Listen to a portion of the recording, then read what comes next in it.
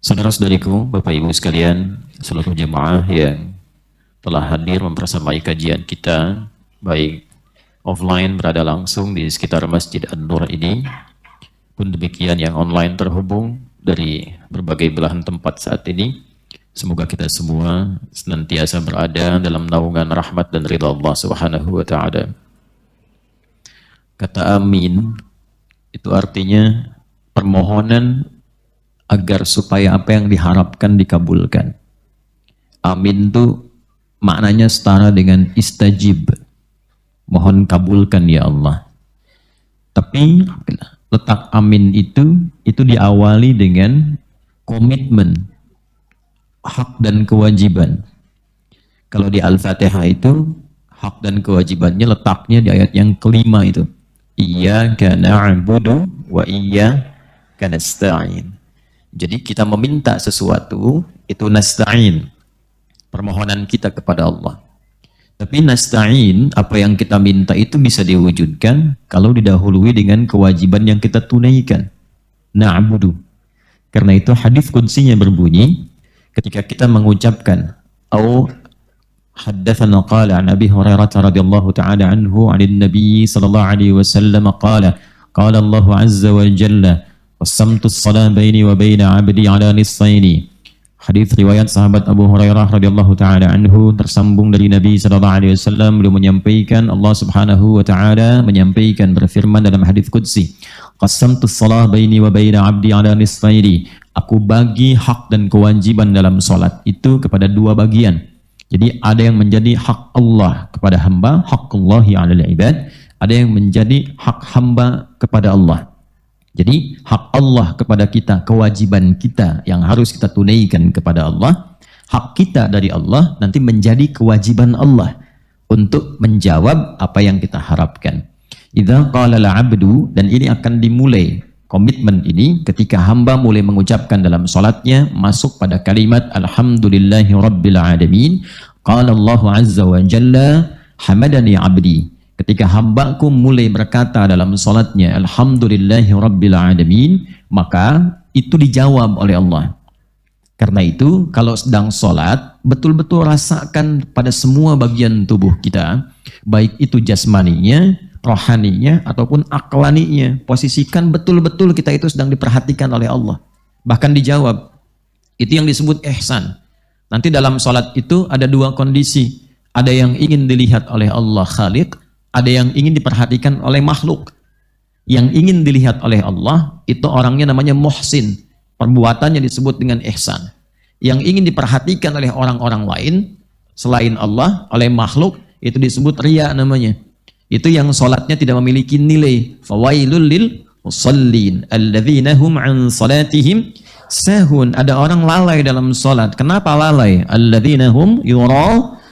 Karena seharusnya salat yang ditunaikan itu dia merasakan sedang menghadap Allah dan diperhatikan oleh Allah. Tapi motifnya berubah, ingin diperhatikan oleh orang lain. Karena tahu ada atasan itu ke masjid, maka dia pun ingin dilihat oleh atasan bahwa dia pun salat.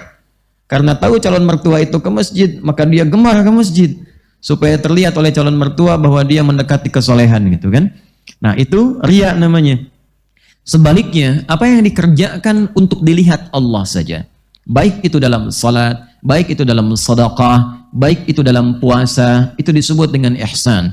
Nabi SAW menyampaikan dalam hadis riwayat Muslim, nomor hadis yang ke-8, yang kemudian dikutip oleh Al-Imam An-Nawawi Ad-Dimashqi dalam salah satu risalah kitab beliau disebut dengan Al-Arba'in An-Nawawiyah. Ada 42 hadis, letaknya pada hadis yang kedua. Qala an Abi Hafs Umar bin Khattab radhiyallahu ta'ala anhu, bainama nahnu julusun 'inda Rasulillah sallallahu alaihi wasallam, idh tala 'alaina rajulun shadidu bayad ath-thiyabi, shadidu sawadi asy-sya'ri, la yura 'alaihi atharu as-safari, wa la ya'rifuhu minna ahadun, fajalasa ila an-nabiy sallallahu alaihi wasallam, fa asnada rukbatayhi ila rukbatayhi, wa wada'a kaffayhi 'ala fakhidhayhi, faqala ya Muhammadun akhbirni 'anil islami. Faqala al-islamu an tashhada an la ilaha illallah wa anna Muhammadar rasulullah, wa tuqima الصلاة وتؤتي الزكاة وتصوم رمضان وتحج البيت إن استطعت إليه سبيلا. قال صدقت. فعجبنا يسأله فيصدقه كما قال عمر بن الخطاب radhiyallahu ta'ala anhu, faqala ya Muhammadun akhbirni 'anil iman. Faqala al-imanu an tu'mina billahi wa malaikatihi wa kutubihi wa rusulihi wal yawmil akhir wa tu'mina bil qadari khairihi wa syarrihi. Qala sadaqta. يسأله فنعجبه فيسأله فيصدقه عجبنا عنه يسأله فيصدقه فقال يا محمد أخبرني عن الإحسان قال الإحسان perhatikan أن تعبد الله كأنك تراه فإن لم تكن تراه فإنه يراك. Jadi orang ihsan itu menjadikan semua aktivitasnya sebagai ibadah. Perhatikan cara menerjemahkannya. Anta'budallaha, engkau menjadikan semua kegiatanmu sebagai ibadah karena Allah. Karena kalau baca terjemah biasa, terjemahnya begini, engkau beribadah kepada Allah. Tuh. Beda nggak artinya? Engkau beribadah kepada Allah dengan engkau menjadikan semua kegiatanmu sebagai ibadah karena Allah. Jadi bukan hanya sholat saja, bahkan bangun tidurnya sudah ibadah, makannya ibadah, berpakaiannya ibadah. Ya, karena memang kita diciptakan untuk ibadah. Kalau ada satu detik pun berlalu dalam kehidupan tidak menjadi ibadah, maka rugi itu. Nah, itu yang dimaksud surah ke-103. Wal 'asr innal insana lafi khusr illa alladhina amanu wa 'amilus shalihat. Amilus shalihat itu ibadah. Jadi kalau sudah diberikan kesempatan waktu asar untuk beraktivitas 24 jam dalam sehari, ada 1 jam nggak jadi ibadah, itu rugi. Karena nggak punya nilai saat pulang. Dunianya mungkin dapat, tapi dunia saja. Ketika meninggalkan dunia itu tidak punya nilai, value akhiratnya tidak ada, gitu ya. Karena itulah Allah menegaskan di Quran surah ke-51 ayat 56, wa ma khalaqtul jinna wal insa illa liya'budun. Tidaklah aku ciptakan jin dan manusia itu kecuali, perhatikan terjemahannya, untuk menjadikan semua aktivitasnya sebagai ibadah. Jadi ibadah itu tidak akan ketinggalan dunia. Kalau minum ini, kan dampak dunianya menghilangkan haus kan? Fungsi minum itu menghilangkan apa? Haus. Nah, sekarang dampak akhiratnya apa dari kegiatan minum ini? Kan harus punya nilai akhirat. Kalau enggak, bagaimana pulang ke akhirat mendapatkan bekalnya? Maka, kegiatan ibadah itu menjadikan minumnya tetap punya fungsi dunia menghilangkan haus. Ada tambah berkah di dalamnya. Berkah itu ziyadatul khair. Bertambah nilai kebaikannya. Artinya, minuman yang dikonsumsi ini akan berproses di dalam tubuh menjadi energi yang membimbing atau memberi kekuatan kepada orang yang meminum itu untuk berbuat baik. Itu yang disebut minuman berkah. Makanan berkah. Karena itu kita sering dengan sedikit tapi berkah. Maksudnya sedikit jadi energi menggerakkan kita berbuat banyak kebaikan. Itulah berkah. Nanti ketika kita meniatkan ibadah, niat itulah yang kemudian dituliskan menjadi nilai akhirat. Itu yang disebut hasanah namanya, yang pernah saya jelaskan. Quran surah ke-6 ayat 160. Man jaa'a bil hasanati falahu 'asyru amsalha. Ya, kalau kita kerjakan itu, kita misalnya ambil rumus Nabi. Idza quddimat ta'amu, ya, apabila hidangan itu telah ditampilkan, baik makanan, minuman dan sebagainya. Khudh bi yaminika ma yalik, ambil dengan tangan kananmu yang paling dekat denganmu, ambil. Ya, thumma sammillah. Au qul bismillah. Ya, au qul bismillahirrahmanirrahim atau kama qala Rasulullah sallallahu alaihi wasallam. Kemudian sebelum diminum sebut nama Allah. Bismillahirrahmanirrahim atau paling singkat bismillah. Nah, kalimat bismillahirrahmanirrahim itu yang menjadikan aktivitas minum menjadi ibadah. Itu yang menjadikan tertulis nanti 10 kebaikan. 10. Nah, 1, 2, 3 sampai 10 itu namanya ajrun. Jadi amal soleh itu mendatangkan ajrun. Akumulasinya disebut dengan hasanah. Ajrun itu bahasa kitanya pahala. Ya, pahala melekat kepada amal ketika amal itu menjadi ibadah. Amal yang menjadi ibadah disebut dengan amal soleh namanya. Maka kembali Allah berfirman, Inna hadzal Qur'ana yahdi lillati hiya aqwam wa yubashshirul mu'minina alladzina ya'maluna as-salihati anna lahum ajran kabira. Kabira hasanah di surat Al-Kahf. Kalau belum hafal jangan maksa. Ajrun kabira. Antum baru di An-Naba, sabar ya. Baru 5 lagi. Ya, alhamdulillah. Nah, maka kembali hak dan kewajiban. Ya, saya ingin balikin lagi ke apa yang tadi telah kita mulai. Anda kan tadi katakan saat kita berdoa Anda katakan amin. Lalu saya katakan amin itu setara dengan makna istajib. Istajib itu bisa muncul kalau ada hak dan kewajiban. Tadi kita masuk idza qala al-'abdu, kalau hamba berkata dalam hadis qudsi tadi, alhamdulillahi rabbil alamin. Nah, Saya berikan satu rahasia besar ya. Tapi tolong janji. Di antara kita saja di sini ya. Ya, sepakat? Kalau begini cara sholatnya, tuntas semua persoalan. Saya ulang ya. Kalau begini cara sholatnya, seperti yang diisyaratkan Al-Quran, dan ditunjukkan oleh Nabi, tuntas semua persoalan. Dan doa cepat terkabul. Doa cepat terkabul. Maka yang harus dilakukan, isyarat di hadits qudsi ini, ketika sudah mulai menghadap kiblat dan sudah mulai bertakbir, hadirkan sifat ihsan itu. Rasakan betul-betul diawasi oleh Allah. Jadi bukan sekedar menghadap ke arah kiblat, tapi nasnya memberikan kesan bahwa Allah itu mengawasi, bahkan menjawab setiap kalimat kita. Menjawab setiap kalimat. Jadi begitu kita mengatakan alhamdulillahi rabbil alamin, kata Nabi SAW, qala Allah azza wa jalla hamadani abdi, hambaku sekarang sedang memujiku. Wa idza qala al-'abdu ar-rahmanir rahim, jika seorang hamba mulai berkata ar-rahmanir rahim, qala Allah azza wa jalla, Allah menjawab lagi, asna alayya 'abdi, hambaku sedang menyanjungku. Wa idza qala al-'abdu maliki yaumiddin, ketika hamba berkata maliki yaumiddin, qala Allah azza wa jalla, Allah menjawab, majjadani 'abdi, hambaku sedang mengagungkanku. Sekarang perhatikan, ini kuncinya. Wa idza qala al-'abdu iyyaka na'budu wa iyyaka nasta'in. Dan jika hamba berkata iyyaka na'budu, ya Allah, sekarang ini betul-betul hamba hanya fokus menyembahmu saja. Hanya Engkau yang hamba sembah. Hanya Engkau yang hamba pertuhankan. Hanya kepada Engkau hamba mengabdi. Abdi itu kan dari kata abdun. Mengabdi itu menghamba. Ya, sepenuhnya dengan penuh segala ketaatan, kekuatan, dan aspek-aspek yang lainnya. Lalu kita katakan wa iyyaka nasta'in, dan hamba seperti Engkau telah ketahui ya Allah, hamba memiliki permohonan, hamba punya persoalan dalam kehidupan, dan hanya kepada Engkau hamba memohon solusi. Gitu. Jadi dasar kita diperintahkan sholat bukan sekedar terhubung dengan Allah, tapi untuk mendapatkan rahmat Allah. Rahmat pertama yang Allah berikan dalam sholat, ini rahasianya. Rahmat pertama yang Allah berikan dalam sholat adalah menuntaskan persoalan yang kita rasakan dan dibawa dalam sholat. Karena itu panggilan perintah sholat pertama dalam Al-Quran itu adalah mencurhatkan persoalan yang kita rasakan sebelum sholat.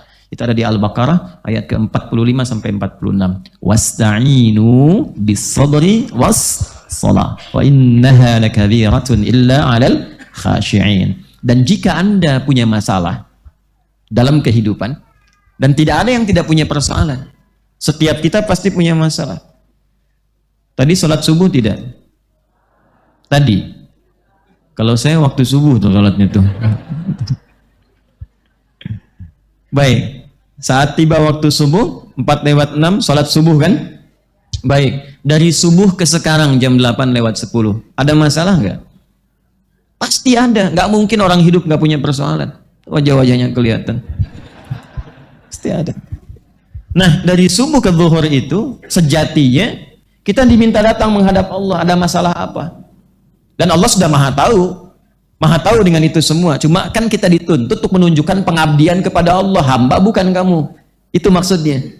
Ketika kita menyatakan kami hamba ya Allah, lalu kita sujud, ruku', sujud, bahkan sebelum ruku' dan sujud diapresiasi dalam berdirinya pun ketika datang menghamba, itu sudah apresiasi. Pemberian pertamanya rahmat.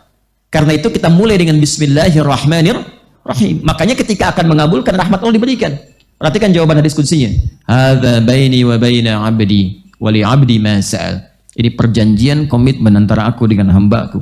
Kalau hambaku benar salatnya sampai kalimat ini, iyyaka na'budu wa iyyaka nasta'in, apapun yang ia minta sekarang aku akan kabulkan sepanjang bermaslahat itu untuk hidupnya dunia akhirat.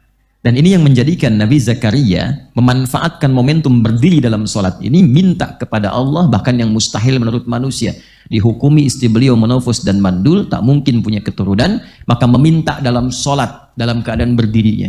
Begitu benar permintaannya, dan itu diviralkan untuk kita ikuti kemudian. Maka apa yang terjadi? Fanadathul malaikatu wa huwa qaimun. Qaimun itu berdiri. Ya, masih berdiri. belum selesai salatnya. Fanadathul malaikatu wa huwa qa'imun yusalli fil mihrab annallaha yubashshiruka bi Yahya. Jadi baru selesai doanya di ayat 38 surah Ali Imran, baru selesai doanya langsung turun jawaban. Nah, itu kemudian yang kita katakan dengan amin. Jadi amin itu ada komitmen dulu. Tadi di awal saya katakan semoga kita dirahmati dan diridhai. Anda katakan amin. Apa usaha Anda untuk mendapatkan rahmat itu? Jadi kalau tidak pernah ada usaha, tapi amin sampai kiamat kurang 2 hari, susah. Sehari lagi buat taubat kita bahwa selama ini ada yang tidak tepat gitu. Apa usahanya untuk mendapatkan ridha Allah? Anda ingin mendapatkan ridha Allah, tapi Anda bekerja di tempat yang tidak diridhai Allah. Anda ingin mendapatkan rahmat Allah, tapi Anda berperilaku yang jauh dari rahmat Allah. Bagaimana rahmat itu bisa turun? Nah, ini yang kita koreksi pertama kali. Karena itu, sebelum kita memulai, ini majlis insya Allah penuh dengan rahmat dan ridha Allah, yang bahkan diperintahkan pada malaikat untuk bisa menghadirkan itu. Hadis riwayat Ibnu Majah rahimahullahu taala dari Abu Darda radhiyallahu taala anhu dari Nabi sallallahu alaihi wasallam qala man salaka tariqan yaltamisu fihi ilma sahhalallahu lahu tariqan ila al-jannah wa innal malaikata la tad'u ajnihataha ridan li talibil ilmi. Allah memerintahkan pada para malaikat kepada setiap orang yang akan menuntut ilmu, bentangkan sayapmu, berikan ridha kepada mereka. Siapa yang diridhai itu adalah orang-orang yang meniatkan ikhlas karena Allah dalam pembelajarannya. Maka mari kita mulai pelajaran kita dengan terlebih dahulu memperbaiki niat kita, mengikhlaskan hati kita, duduk yang nyaman, yang tenang, simpan handphonenya, mari kita fokus dan lihat apa yang akan kita pelajari. Sudah siap? Baik. Tadi muqaddimah ya, sekarang kita mulai. Bismillahirrahmanirrahim. Kita masuki ayat yang selanjutnya dari yang telah kita mulai di pertemuan yang lalu, ayat 1 sampai dengan ayat 5 ya. Sekarang kita akan masuk kepada ayat yang ke-6 dan selanjutnya. Kita bacakan bersama-sama dulu Quran surah ke-78 An-Naba dari ayat 1 sampai 5. Sudah dites tadi saat masuk? Alhamdulillah. A'udzu billahi minasy syaithanir rajim.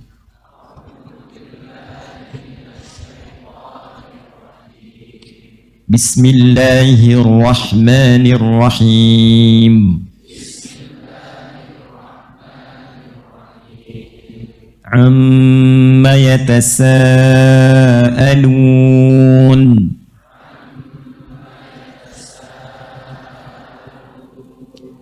Anin naba'il azim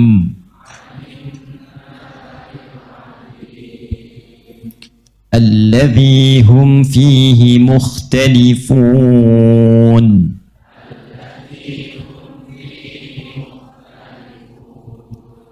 الذي هم فيه مختلفون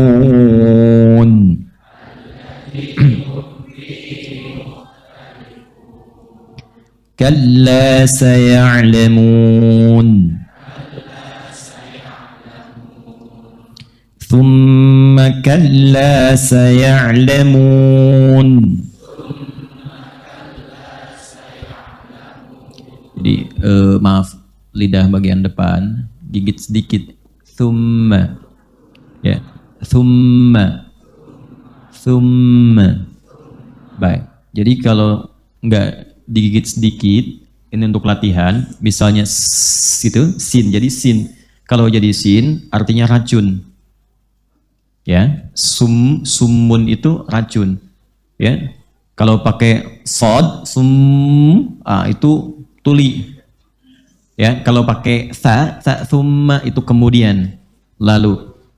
Kalau thamma dhammah jadi fathah itu di sana, muta'in thamma amin, itu pakai ta pakai fathah.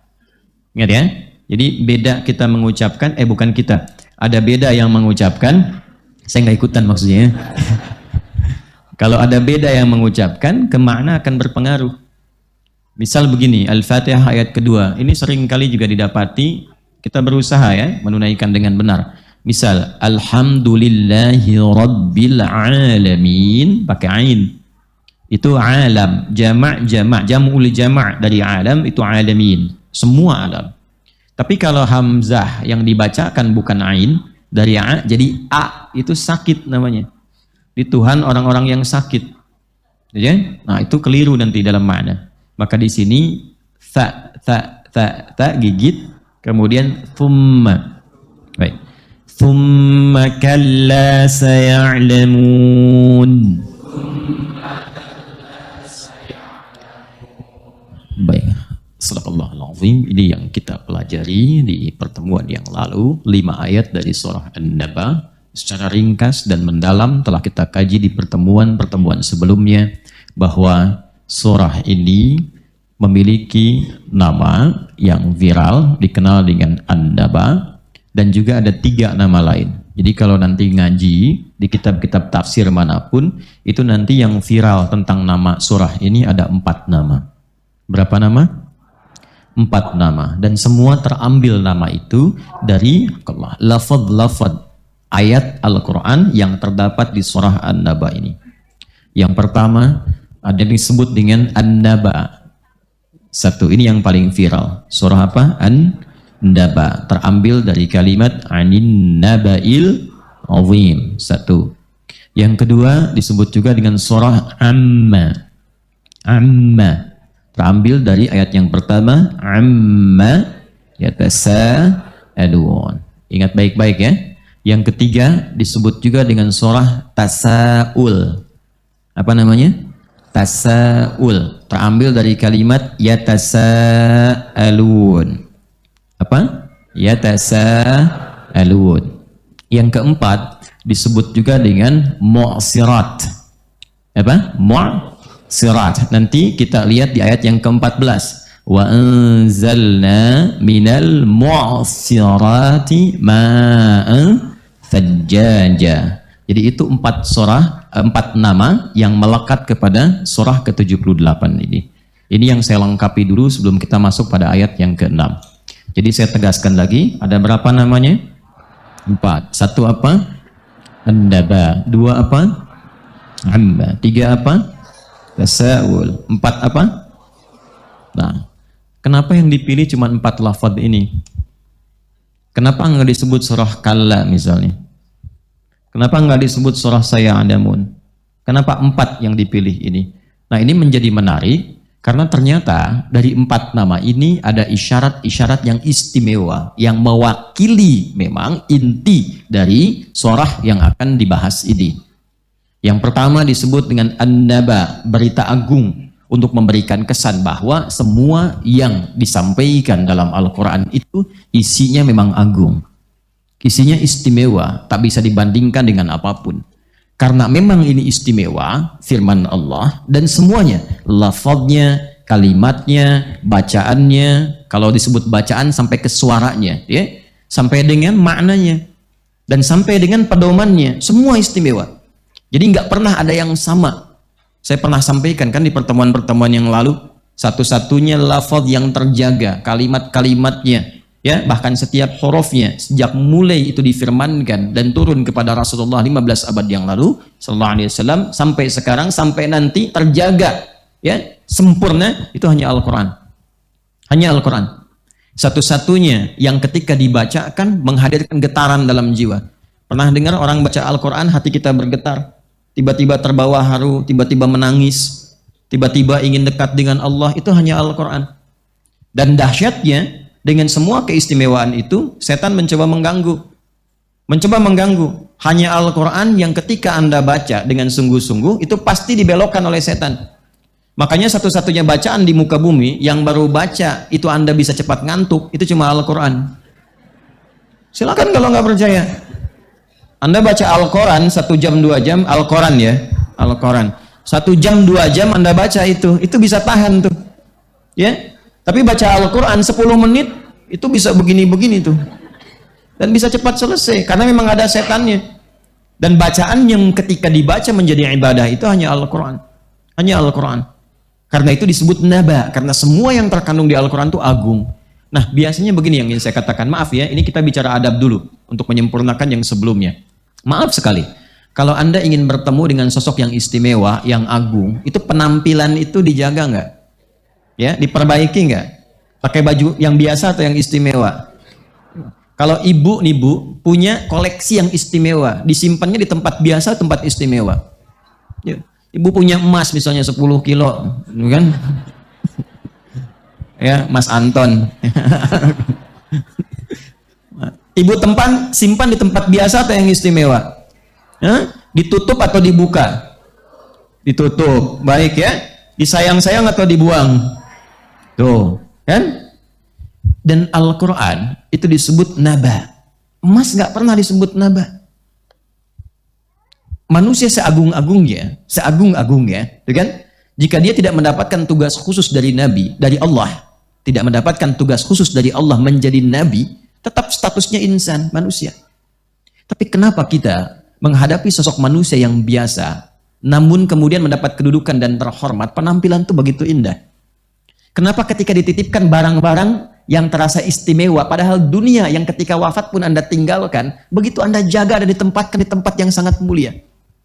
Al-Quran itu, bukankah itu akan memberikan dampak kepada kita sampai meninggalkan dunia? Bukankah itu yang menjadikan kita terhormat di hadapan Allah? Bukankah itu yang menjadikan seorang hamba mendapatkan mahkota utama? Bukankah itu yang menjadikan seseorang mendapatkan kesempatan memberi syafaat untuk keluarganya? Jadi kalau barang dunia saja begitu diistimewakan, kenapa Al-Quran yang mulia dan agung tidak kita istimewakan? Betapa banyak saya sering kali bersedih melihat seseorang menempatkan Quran di tempat-tempat tidak terhormat. Penuh dengan debu. Tidak perhatian ketika mulai jilidnya terlihat mulai lapuk dan sebagainya. Di mana penghormatannya? Padahal Anda katakan itu naba'ul azim. Sesuatu yang agung, yang tinggi. Kenapa ketika baca Al-Quran senyamannya saja? Mana adabnya? Anda menghadap orang tertentu yang terhormat, kata-kata Anda dijaga. Tapi kenapa ketika baca Al-Quran gak mau belajar untuk membaca dengan benar? Anda mau ngasih pidato dalam peresmian, dalam promosi jabatan, latihan Anda tiap malam. Supaya gak salah bicaranya. Padahal bicara Anda di hadapan manusia. Kenapa ketika Anda membaca Al-Quran dan itu didengar oleh Allah, disaksikan, dilihat, diberi pahala? Kenapa gak dipelajari cara bacanya dengan benar? Dan ketika dibaca dengan benar pun ke hati kan ada dampaknya. Ke jiwa ada ketenangannya. Untuk yang betul-betul membuat jiwa Anda tenang, kenapa tidak serius? Tapi untuk sesuatu yang urusan dunia yang belum tentu memberikan solusi, kenapa begitu diburu? Memang tidak salah. Berlatih itu tidak salah, bagus, benar. Tapi menghormati apa yang bermanfaat untuk kita, itu lebih mulia. Maka ketika Anda menyebutkan surah An-Naba, bukan sekedar namanya, tapi ada pesan di balik itu, agungkan Quran sebagaimana Allah telah mengagungkannya. Beradab ketika membaca Al-Quran sebagaimana Nabi pernah menyontohkannya. Kok bisa ada pegang mushaf sambil telonjoran, kadang ditaruh di atas kakinya, ya, kadang bertelekan, kadang santai, kadang bawanya nggak pakai adabnya, ada yang bawa cuma begini saja, tidak. Ya, Quran itu akan melahirkan penghormatan kepada orang yang menghormati Qurannya. Dulu saya masih lihat anak-anak tuh bawa mushaf tuh begini gitu, ya, simpan tempat terhormat. Sekarang Masya Allah, dan mohon maaf ya, kepada teman-teman yang dipercetakan mushaf itu, ya, kalau bikin cetakan mushaf jangan yang aneh-aneh. Saya suka perhatikan ada tuh bentuk mushaf yang cetakannya dibawa kayak dompet dikasih begini, dibawanya begini gitu, ya, macam-macam. Nah ini perlu belajar dulu pertama kali tentang adab dan fikihnya. Begitu Anda mengagungkan Quran, maka Quran akan balik mengagungkan siapa yang mengagungkannya.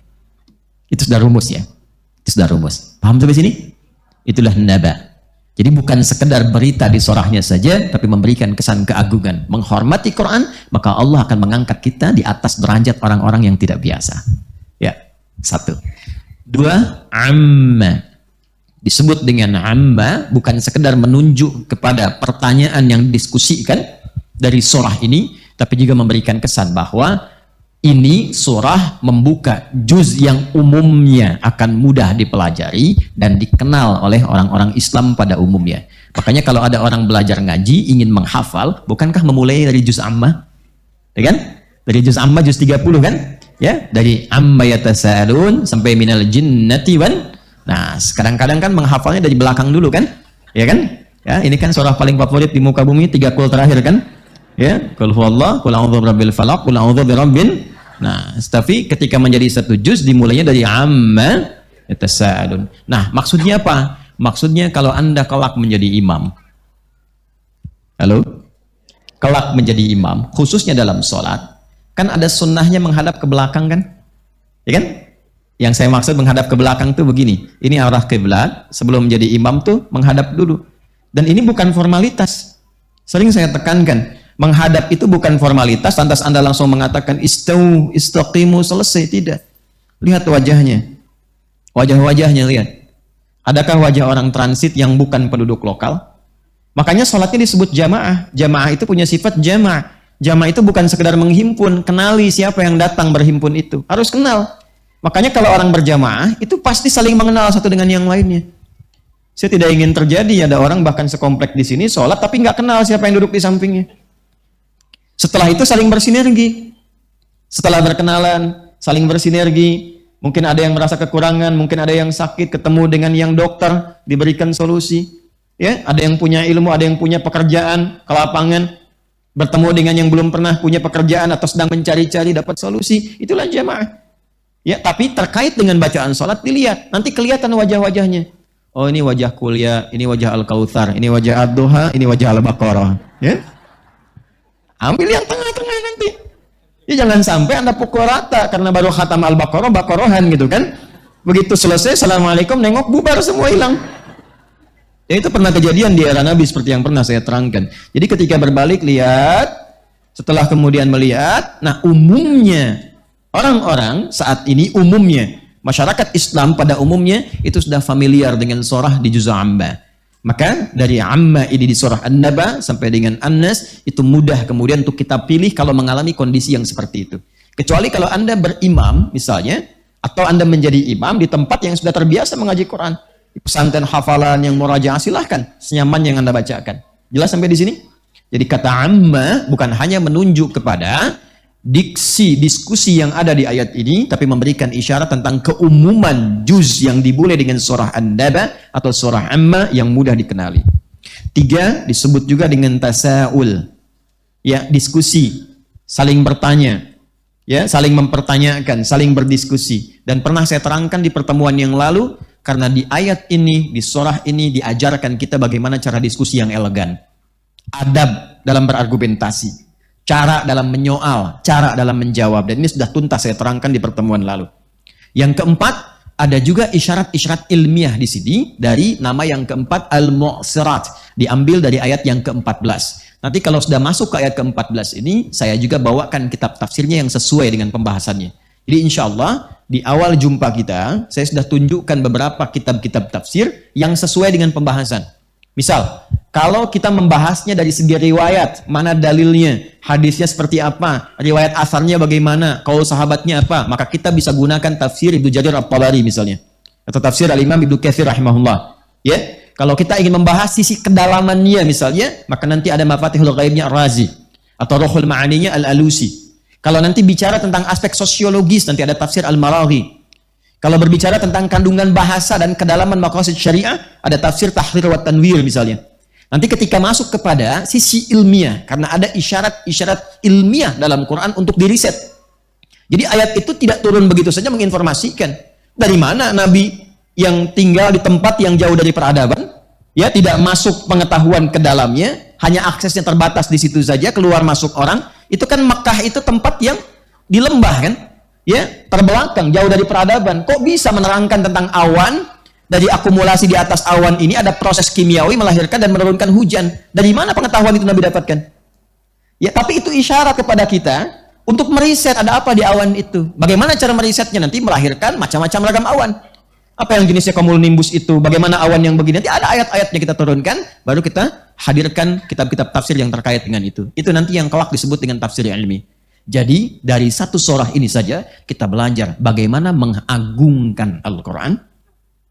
Kedua, bagaimana kita melihat secara psikologis berinteraksi dengan orang-orang lain sekitaran kita sehingga memahami mereka dan berinteraksi dengan benar. Kapan saatnya tersenyum, kapan saatnya kita bersama-sama merasakan kesedihan. Yang ketiga, belajar cara berargumentasi yang baik dan memetakkan persoalan dengan benar. Dan yang keempat, orang Islam itu orang yang pintar, ilmiah, rasional. Jadi banggalah menjadi muslim, karena seharusnya sebagai seorang muslim bagus dalam berkomunikasi, bergaul dengan benar, berargumentasi dengan elok, dan selalu ilmiah cara berpikirnya. Dan itu sudah diisyaratkan dari sejak kita bangun dari tidur. Nanti pembahasannya saat masuk surah At-Takwir. Sekarang kan masih di An-Naba, itu pun baru 5 ayat. Paham sekarang? Paham ya? Nah, kalau sudah paham, baru kita masuk pada ayat yang ke-6. Bismillahirrahmanirrahim. Di akhir pertemuan yang lalu kita telah sampai kepada ayat 4 dan 5 yang menghadirkan peringatan keras dari Allah Subhanahu wa taala kepada orang-orang yang senantiasa ngeyel saat diingatkan. Pada orang-orang yang bertahan dengan keburukan saat diberikan keterangan-keterangan dampak dari keburukannya. Di masa lalu, ada orang-orang yang senantiasa menyoal Al-Quran dan diisyaratkan akan terjadi di masa depan. Karena itu tidak disebut siapa orangnya, kapan kejadiannya. Seperti pernah saya terangkan di pertemuan-pertemuan yang lalu. Artinya, kekinian pun akan ada orang yang suka iseng menyoal Quran. Akan ada orang yang suka mengolok-olok isi Al-Quran karena ketidaktahuannya. Maka diterangkanlah kemudian oleh Allah melalui Rasulullah SAW dari tafsir maknanya, dari penjelasan sejarahnya sampai prakteknya. Tapi dengan itu semua pun masih ada yang nekat kemudian mengolok-olok firman Allah ini. Maka disampaikanlah kepada golongan ini, kalla saya'lamun. Kalla, jangan pernah lakukan itu. Jangan pernah sekalipun. Kan di situ di Mushaf terjemahkan sekali-kali tidak, kan? Jangan pernah sekalipun lakukan yang seperti itu. Jangan bertahan pada keburukan demikian. Saya'lamun, karena satu saat engkau akan mengerti, mengetahui apa akibat dari perbuatanmu itu. Kemudian ditegaskan, thumma kalla saya'lamun. Ingat, saya pernah sampaikan di pertemuan lalu, dan ini saya kuatkan dengan tafsir nanti ya. Nanti ada di kitab At-Tahrir wa Tanwir tentang kajian bahasanya. Yang keempat dan kelima, terlihat lafadznya serupa, tapi maknanya beda. Ya, ingat ya, kalau disebutkan dalam Al-Quran ada lafadz yang dibacakan sama, itu indahnya setiap satu kalimat, satu ayat dengan yang lainnya yang dibacakan sama itu maknanya beda. Kalau di ilmu tafsir itu namanya taksis di maknan jadid. Setiap ada yang kelihatan sama bahkan dibacakannya, tapi ternyata maknanya tidak sama dengan yang pertama. Contoh, yang paling gampang begini. Di surah Ar-Rahman itu kan? Ya, disebutkan fabi ayyi ala rabbikuma tukadziban. Banyak disebutkan. Itu antara satu dengan yang kedua beda artinya. Antara dua dengan yang ketiga tidak sama. Sampai pada yang terakhir itu nggak sama artinya. Ya, di terjemahan aja terjemahkan sama. Tapi dari segi tafsir, antara yang pertama dengan yang kedua itu nggak sama. 16 fabi ayyi ala rabbikuma tukadziban, yang terakhir 16 terakhir ya di surah Ar-Rahman itu berbicara tentang surga. 8 untuk surga yang pertama, waliman khafa maqama rabbih jannatan. Setelah itu nanti ada 8 fabi ayyi ala rabbikuma tukadziban sampai ke kalimat wa min dunihima jannatan. Setelah itu 8 fabi ayyi ala rabbikuma tukadziban sampai yang terakhir. Dan itu antara satu kedua beda maknanya, dua ketiga beda maknanya, dan itu ternyata mengurutkan urutan tingkatan surganya yang 8 jenis itu. Ya, maka yang di sini pun 4 dan 5 itu nggak sama. Jadi yang pertama kalla saya'lamun, ini harus saya sebutkan dulu karena akan mengantarkan pada yang ke-6. Saya tuliskan dulu ayat yang keempatnya. Kalla saya'lamun. Baik. Kemudian ayat kelimanya, thumma kalla saya'lamun. Ini ya. Perhatikan baik-baik. Yang ini janganlah sekali-kali berbuat demikian. Kalla. Jangan pernah bersikap begitu. Artikannya seperti itu ya. Baik. Kadang-kadang suka ambigu mengartikan sekali-kali tidak. Kalau 2 kali bagaimana? Jangan pernah sekali-kali berbuat begitu. Jangan pernah lakukan yang demikian. Ingat rumus cepatnya, kalau ada kalla berarti bahaya. Ingat ya, kalau ada kalla berarti apa? Bahaya. Jangan dipotong videonya ya, untuk tafsir aja ini. Ya. Saya'lamun, kamu akan mengetahui, kamu akan mengerti. Dari kata alima bisa diartikan mengetahui, bisa diartikan mengerti. Sudah? Thumma kalla saya'lamun. Biasanya begini, kalau Anda yang kedua disebutkan, berarti pada peringatan yang pertama masih diabaikan. Sudah diingatkan, masih ada yang mencoba melakukan. Maka ditegaskanlah dengan kata yang kedua. Maka ini disebut dengan taukid. Hei, jangan pernah kerjakan, jangan lakukan. Nah, kemudian thumma kalla, ya, aku tegaskan. Maka kalla yang kedua di sini bermakna taukid, bermakna penegasan. Ya. Aku tegaskan ya, jangan dikerjakan, jangan lakukan. Kemudian thumma kalla apa? sayalamun. Yang kedua ini, alima yang di sini itu sudah berbeda maknanya dengan yang pertama. Yang ini mengetahui, yang ini mengerti, yang ini sudah ancaman pada yang paling tinggi. Nanti kamu akan merasakan sendiri akibatnya. Jadi sudah merasakan. Karena itu nanti tahapannya ada ilmal yakin, ada ainal yakin, ada haqqul yakin. Jadi kalau yang ini tahapnya ilmal yakin dan ainal yakin, hei, jangan lakukan mengolok-olok Quran begitu. Itu bahaya. Jangan kerjakan. Itu ilmal yakin karena informasinya langsung dari Allah. Kalau tidak nanti kamu tetap bertahan, kamu ketika akan kembali kepada Allah dalam sakaratul mautnya akan merasakan sesuatu. Terlihat itu nanti ainal yakin. Tapi kalau kamu masih bertahan demikian, ini tsumma kalla sayalamun, kamu akan merasakan betapa pedih dan beratnya, ya, apa yang akan ditanggung oleh orang-orang yang mengolok-olok Al-Qur'an. Jelas sampai sini? Baik. Yuk kita masuk ke ayat yang ke-6. Sekarang kita akan belajar tentang logika berpikir. Ya. Pelan-pelan. Jadi kalau kita ngaji tafsir dengan benar, itu pasti cerdas. Ya, dan cara berpikirnya itu jadi runtut, terukur.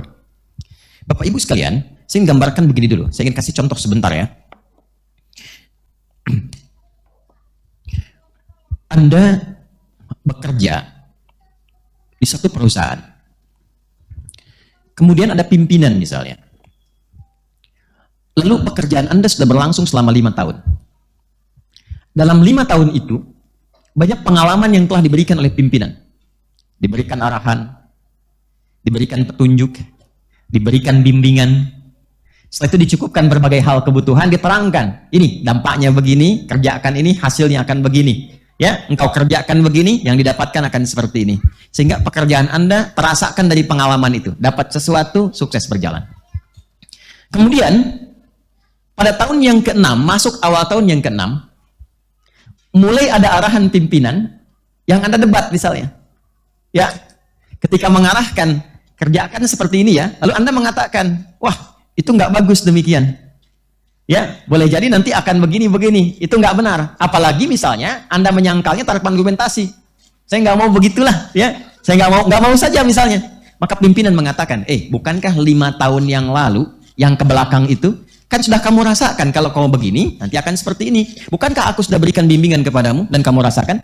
Bukankah sudah aku berikan nasihat kepadamu dan kamu mengetahuinya? Bukankah ketika kipas angin dinyalakan bunyinya mulai terdengar?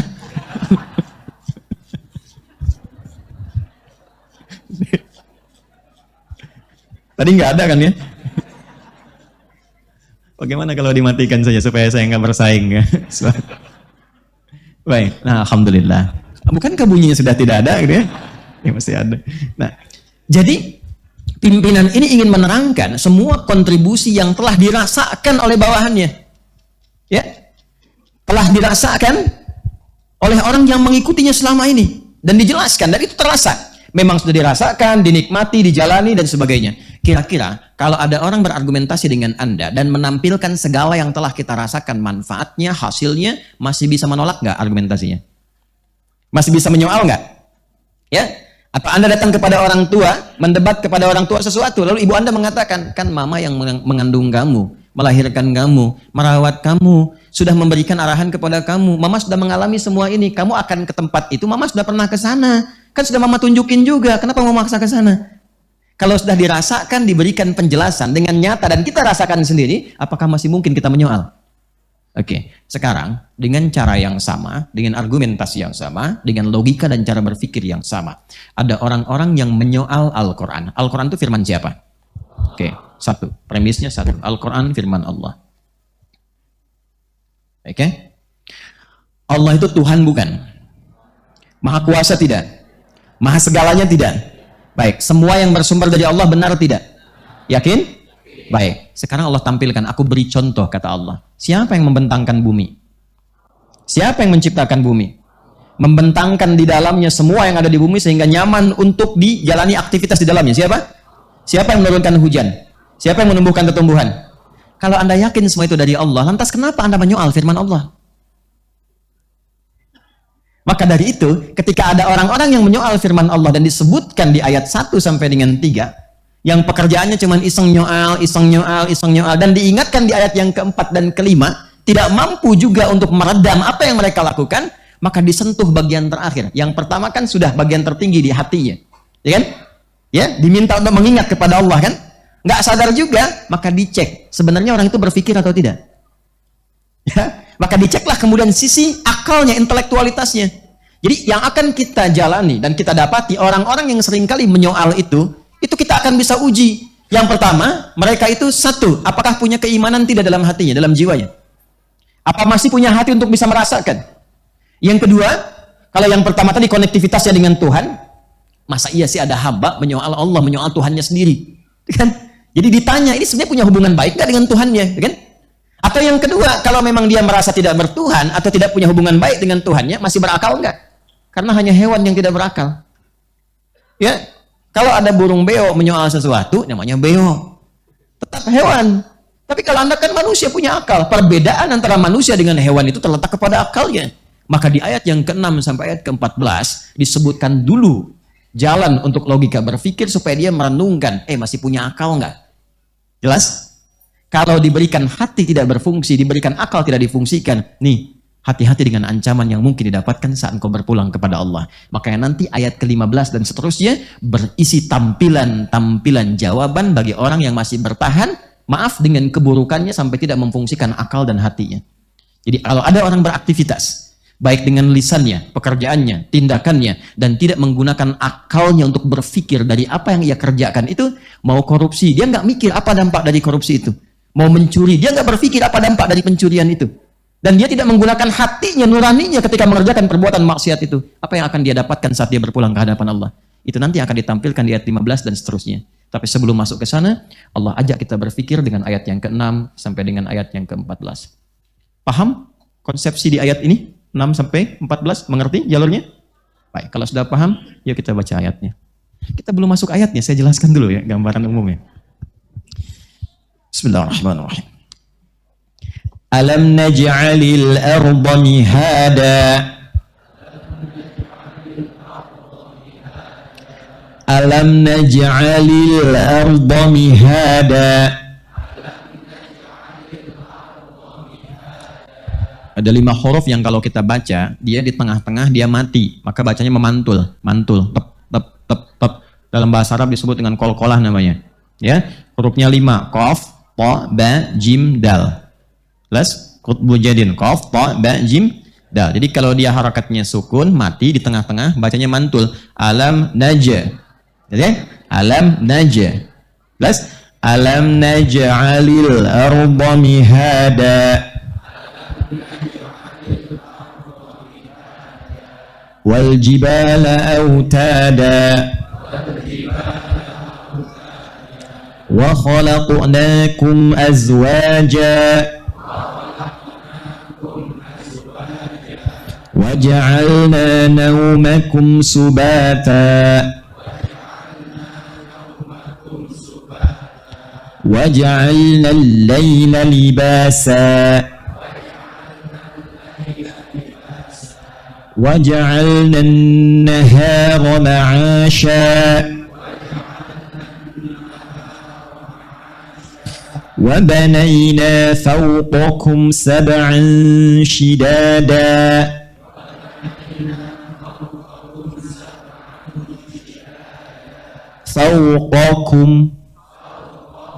فوقكم سبعا شدادا وجعلنا سراجا وهاجا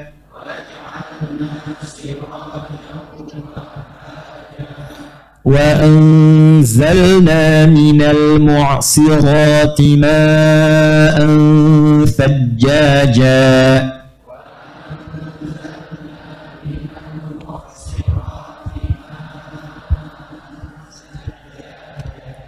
معصرات. Nah, bukan si, jadi nggak usah monyong, ya. Bukan si, tapi si.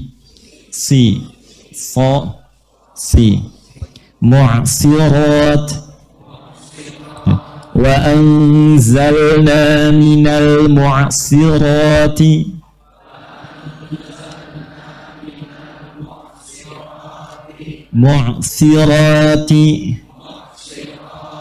ma'an thajjaja. Astagfirullahaladzim. Semoga bacaan kita menambah keberkahan dan diberikan pahala oleh Allah Subhanahu wa taala. Jadi kita buru pahalanya dulu sebelum tafsirnya. Ayat 6 sampai dengan ayat 14 menyentuh akal dan logika kita untuk berpikir. Allah menyebutkan dulu berbagai bentuk karunia dan keagungan Allah yang kita rasakan dalam kehidupan. Yang dengan merasakan itu kita menyadari tak akan mungkin ada yang sanggup melakukannya kecuali Allah. Setelah kita sadar bahwa yang selama ini kita rasakan berasal dari Allah, dan logika kita diajak berpikir bahwa yang membuat ini, yang mampu hanya Allah saja, maka dengan itulah secara tidak langsung nanti akal kita akan disentuh untuk membenarkan semua keterangan yang Allah firmankan. Kalau tidak sampai sadar juga, artinya akalnya nggak berfungsi sehat. Nanti ada yang akalnya tidak sehat, ada rohnya yang tidak sehat, ada fisik yang tidak sehat. Kalau fisiknya tidak sehat, datang ke rumah sakit, berobat ke dokter. Akal kurang sehat, datang ke tempat-tempat majelis ilmu, belajar di situ untuk menajamkan akalnya. Rohnya kurang sehat, datang ke ulama, tunaikan ibadah, datang ke tempat-tempat yang meningkatkan spiritualitasnya. Yang berbahaya adalah ketika rohnya sakit, akalnya ikut sakit. Maka kemudian dicek bagaimana akal kita masih berfungsi dengan benar atau tidak. Ayat yang ke-6. Alam naj'alil arda mihada? Bukankah engkau telah merasakan bahwa aku menjadikan fungsi bumi itu mudah untuk beraktivitas? Aku bentangkan di dalam bumi itu supaya engkau mudah menjalani aktivitas di dalamnya. Yuk pelan-pelan. Bapak Ibu sekalian, ayat ini bukan ingin tentang menunjukkan bentuk bumi. Jadi tidak ada diskusi tentang bumi bulat atau datar. Menjadikan kita mudah menjalani kehidupan di bumi.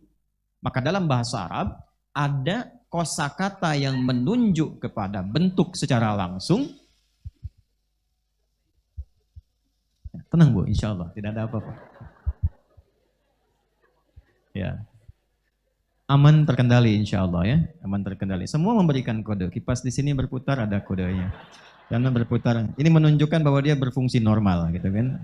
Nggak apa-apa. Di sini tidak ada desak-desakan yang membuat orang lain 30 pingsan, tidak ada insya Allah. Aman. Ini semua spiritual ya. Aman ya. Lihat sini. Satu, maaf kelihatan ini? Oh, bagus kelihatan. Dikasih bunyi kipas langsung kelihatan. Ada khalaqa, ada ja'ala. Satu, ada khalaqa. Dua, ada apa? Ja'ala. Baik. Kalau disebutkan dengan kata khalaqa, itu artinya bentuknya. Dicipta bentuknya. Wujudnya. Contoh, Allah saat menciptakan kita sampai wujud, itu menggunakan kata khalaqa. Quran surah 95, perhatikan ayatnya, di ayat yang keempat sampai 5 itu.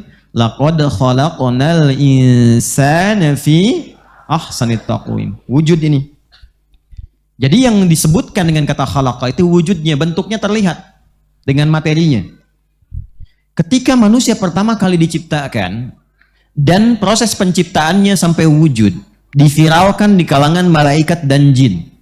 Jadi malaikat itu makhluk pertama yang ada, kemudian jin selanjutnya, lalu kita manusia. Di surah ke-15 ayat yang ke-28. Wa idh qala rabbuka lil malaikati inni khaliqum bashara. Menggunakan kata khalaqa dalam bentuk isim fa'il, khaliq. Khaliq itu artinya mencipta dari yang tidak ada sama sekali jadi ada. Bukan membuat sesuatu yang bahannya dari yang lain, bukan. Ya, jadi dari mulai bahan dari semuanya, dari nggak ada jadi ada. Itu khaliq namanya. Makanya kata khaliq hanya melekat kepada Allah, tidak selainnya.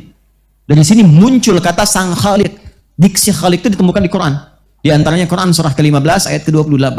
Karena Allah ketika mencipta itu langsung wujud, kun fayakun ada. Manusia nggak bisa. Kalau ingin membuat sesuatu mesti ada bahannya dulu. Bagaimana bisa membuat tisu begini, harus ada bahannya. Dia nggak bisa menciptakan bahannya. Pasti selalu ada barang-barang bahan tertentu untuk menjadikan benda itu wujud. Allah tidak demikian. Begitu kun jadi. Maka difirmankan di ayat ke-28 menggunakan kata khaliqun dari kata khalaqa. Iqra bismi rabbikal ladzi khalaq. Khalaqal insana min 'alaq. Khalaqa artinya wujudnya. Jelas sampai sini? Tapi apa sih fungsi kehidupan manusia itu? Yang sudah wujud ini tugasnya apa? Fungsinya apa? Bergeraknya harus bagaimana? Ketika memberikan fungsi pada benda yang sudah wujud itu, pada makhluk yang sudah wujud itu, maka berubah katanya dari kata khalaqa menjadi ja'ala. Kalau khalaqa jadi khaliq, kalau ja'ala jadi ja'il. Perhatikan, diciptakan makhluknya. Inni khaliqun basyara. Ya, Allah berfirman pada malaikat, pada jin sebagian yang ada pada masa itu. Ya, nah karena di ayat 27-nya jin duluan. Wal janna khalaqnahu min qablu min naris samum. Nanti di Quran surah 18 ayat ke-50 jinnya disebutkan. Ada jinnya. Ya, wa idz qulna lil malaikati isjudu li adama fasajadu illa iblis kana minal jinni fa fasaqa an amri rabbi. Jadi ada malaikat, ada jin pada masa itu. Diinfokan akan ada makhluk baru selain engkau yang akan diberi tugas. Maka diciptakan jadi makhluknya disebut dengan bashar untuk membedakan bahan materi ciptaan dari malaikat dan jin. Di materinya berbeda. Ya, secara fisikal tampilannya beda. Nah, setelah wujud disampaikanlah, diviralkanlah oleh Allah di kalangan malaikat dan jin apa fungsi dan misi dari manusia yang sudah wujud itu. Maka pindah ke surah kedua Al-Baqarah di ayat ke-30 dengan kalimat pembuka yang sama tapi diksi yang berbeda pada penegasannya. Perhatikan Al-Baqarah ayat 30. Wa idz qala rabbuka lil malaika. Sama dengan Quran surah ke-15 ayat ke-28. Perhatikan bandingannya. Quran surah kedua ayat 30, Quran surah 15 ayat 28. Pembukanya sama. Wa idz qala rabbuka lil malaika. Sama di sini Al-Baqarah ayat 30, di sini Quran surah Al-Hijr ayat 28. Tapi di Al-Hijr inni khaliqun basyara. Baru dicipta. Setelah wujud dijelaskan fungsinya. Al-Baqarah ayat 30, inni ja'ilu fil ardi khalifah. Kalimatnya berubah dari khaliqun menjadi ja'ilun. Aku akan memberikan fungsi pada manusia yang telah berwujud ini sebagai khalifah di bumi. Akan menjalani kehidupan di bumi yang saling menggantikan. Diberi tugas ibadah untuk memakmurkan kehidupan di dalamnya.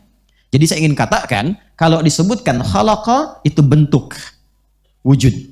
Kalau disebutkan ja'ala itu fungsi yang melekat pada wujud yang telah nyata itu, telah ada itu. Jelas sampai sini? Baik, sekarang masuk kembali ke An-Naba ayat 6. Di situ menggunakan khalaqa atau ja'ala. Balik lagi, baca sama-sama. Alam naj'alil arda naj'ala. Ah, ini kan karena ada lam jadi sukun. Naj'al karena nyambung jadi kasrah. Naj'alil. Alam naj'alil arda naj'alil arda. Naj'al asalnya dari kata ja'ala. Jadi ayat ini bukan ingin berbicara tentang bentuk bumi, tapi ingin berbicara tentang fungsionalisasi bumi yang sudah terbentuk itu. Bagaimana bumi bisa digunakan? Bagaimana semua yang ada di bumi itu bisa dijalani untuk beraktivitas? Itu maksudnya. Jelas? Jadi kalau ingin tahu bentuk bumi, keluar dari bumi. Cek. Pertanyaan selanjutnya, Ustadz, apakah ada isyarat tentang pembentukan bumi dalam Al-Quran? Ada. Cuman ayatnya bukan di sini. Nanti kalau sudah masuk suratnya kita bahas. Ada referensinya? Bisa. Quran surah ke-21, sejak bahkan menyatu dengan semuanya. Yang kelak ditemukan teori Big Bang itu kan? Ledakan besar, Big Bang. Quran surah ke-21 ayat 30. 1. Awalam yaral ladzina kafaru anna as-samawati wal arda kanata ratqan fafataqnahuma. Apakah orang-orang yang ingkar kepada Allah itu enggak tahu bahwa Allah itu kuasa saat menciptakan langit dan bumi itu tadinya semua menyatu. Nyatu satu bentuk. Kemudian terjadi ledakan besar, dipisahkan semua itu berpisah. Lalu ilmuwan meneliti, menganalisis Sampai menyimpulkan, oh ternyata benar, asalnya bumi itu menyatu dalam satu bentuk yang sama, satu wujud, kemudian baru ada ledakan besar, terpecah-pecah sampai 13.700 miliar tahun baru jadi dingin, baru terbentuk bumi. Quran sudah menyampaikan itu jauh sebelum teorinya itu muncul. Jelas? Lagi, Quran surah ke-39 ayat ke-5.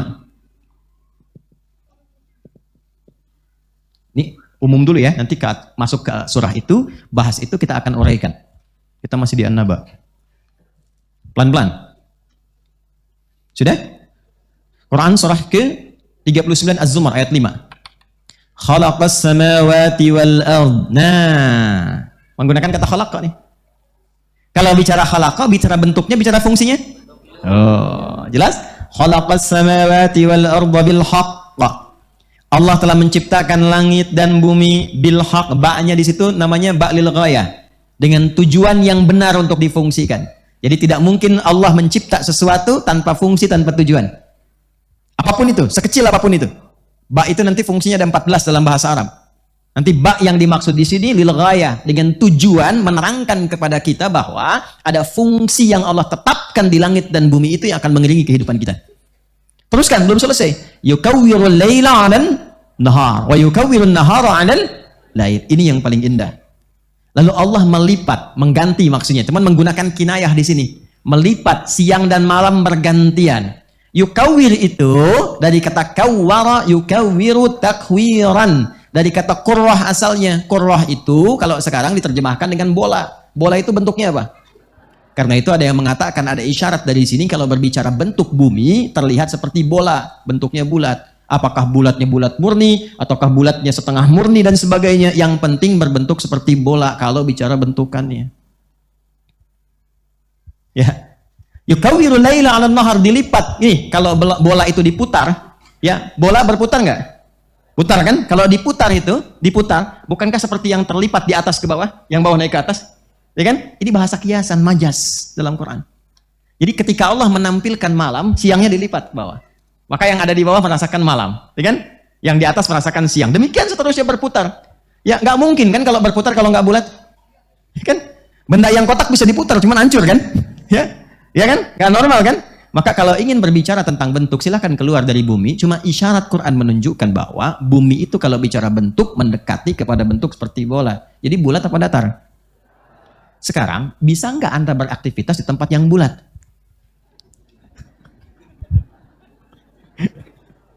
Bisa nggak? Beraktivitas di tempat yang bulat bisa nggak? Tidur di atas ban bisa nggak?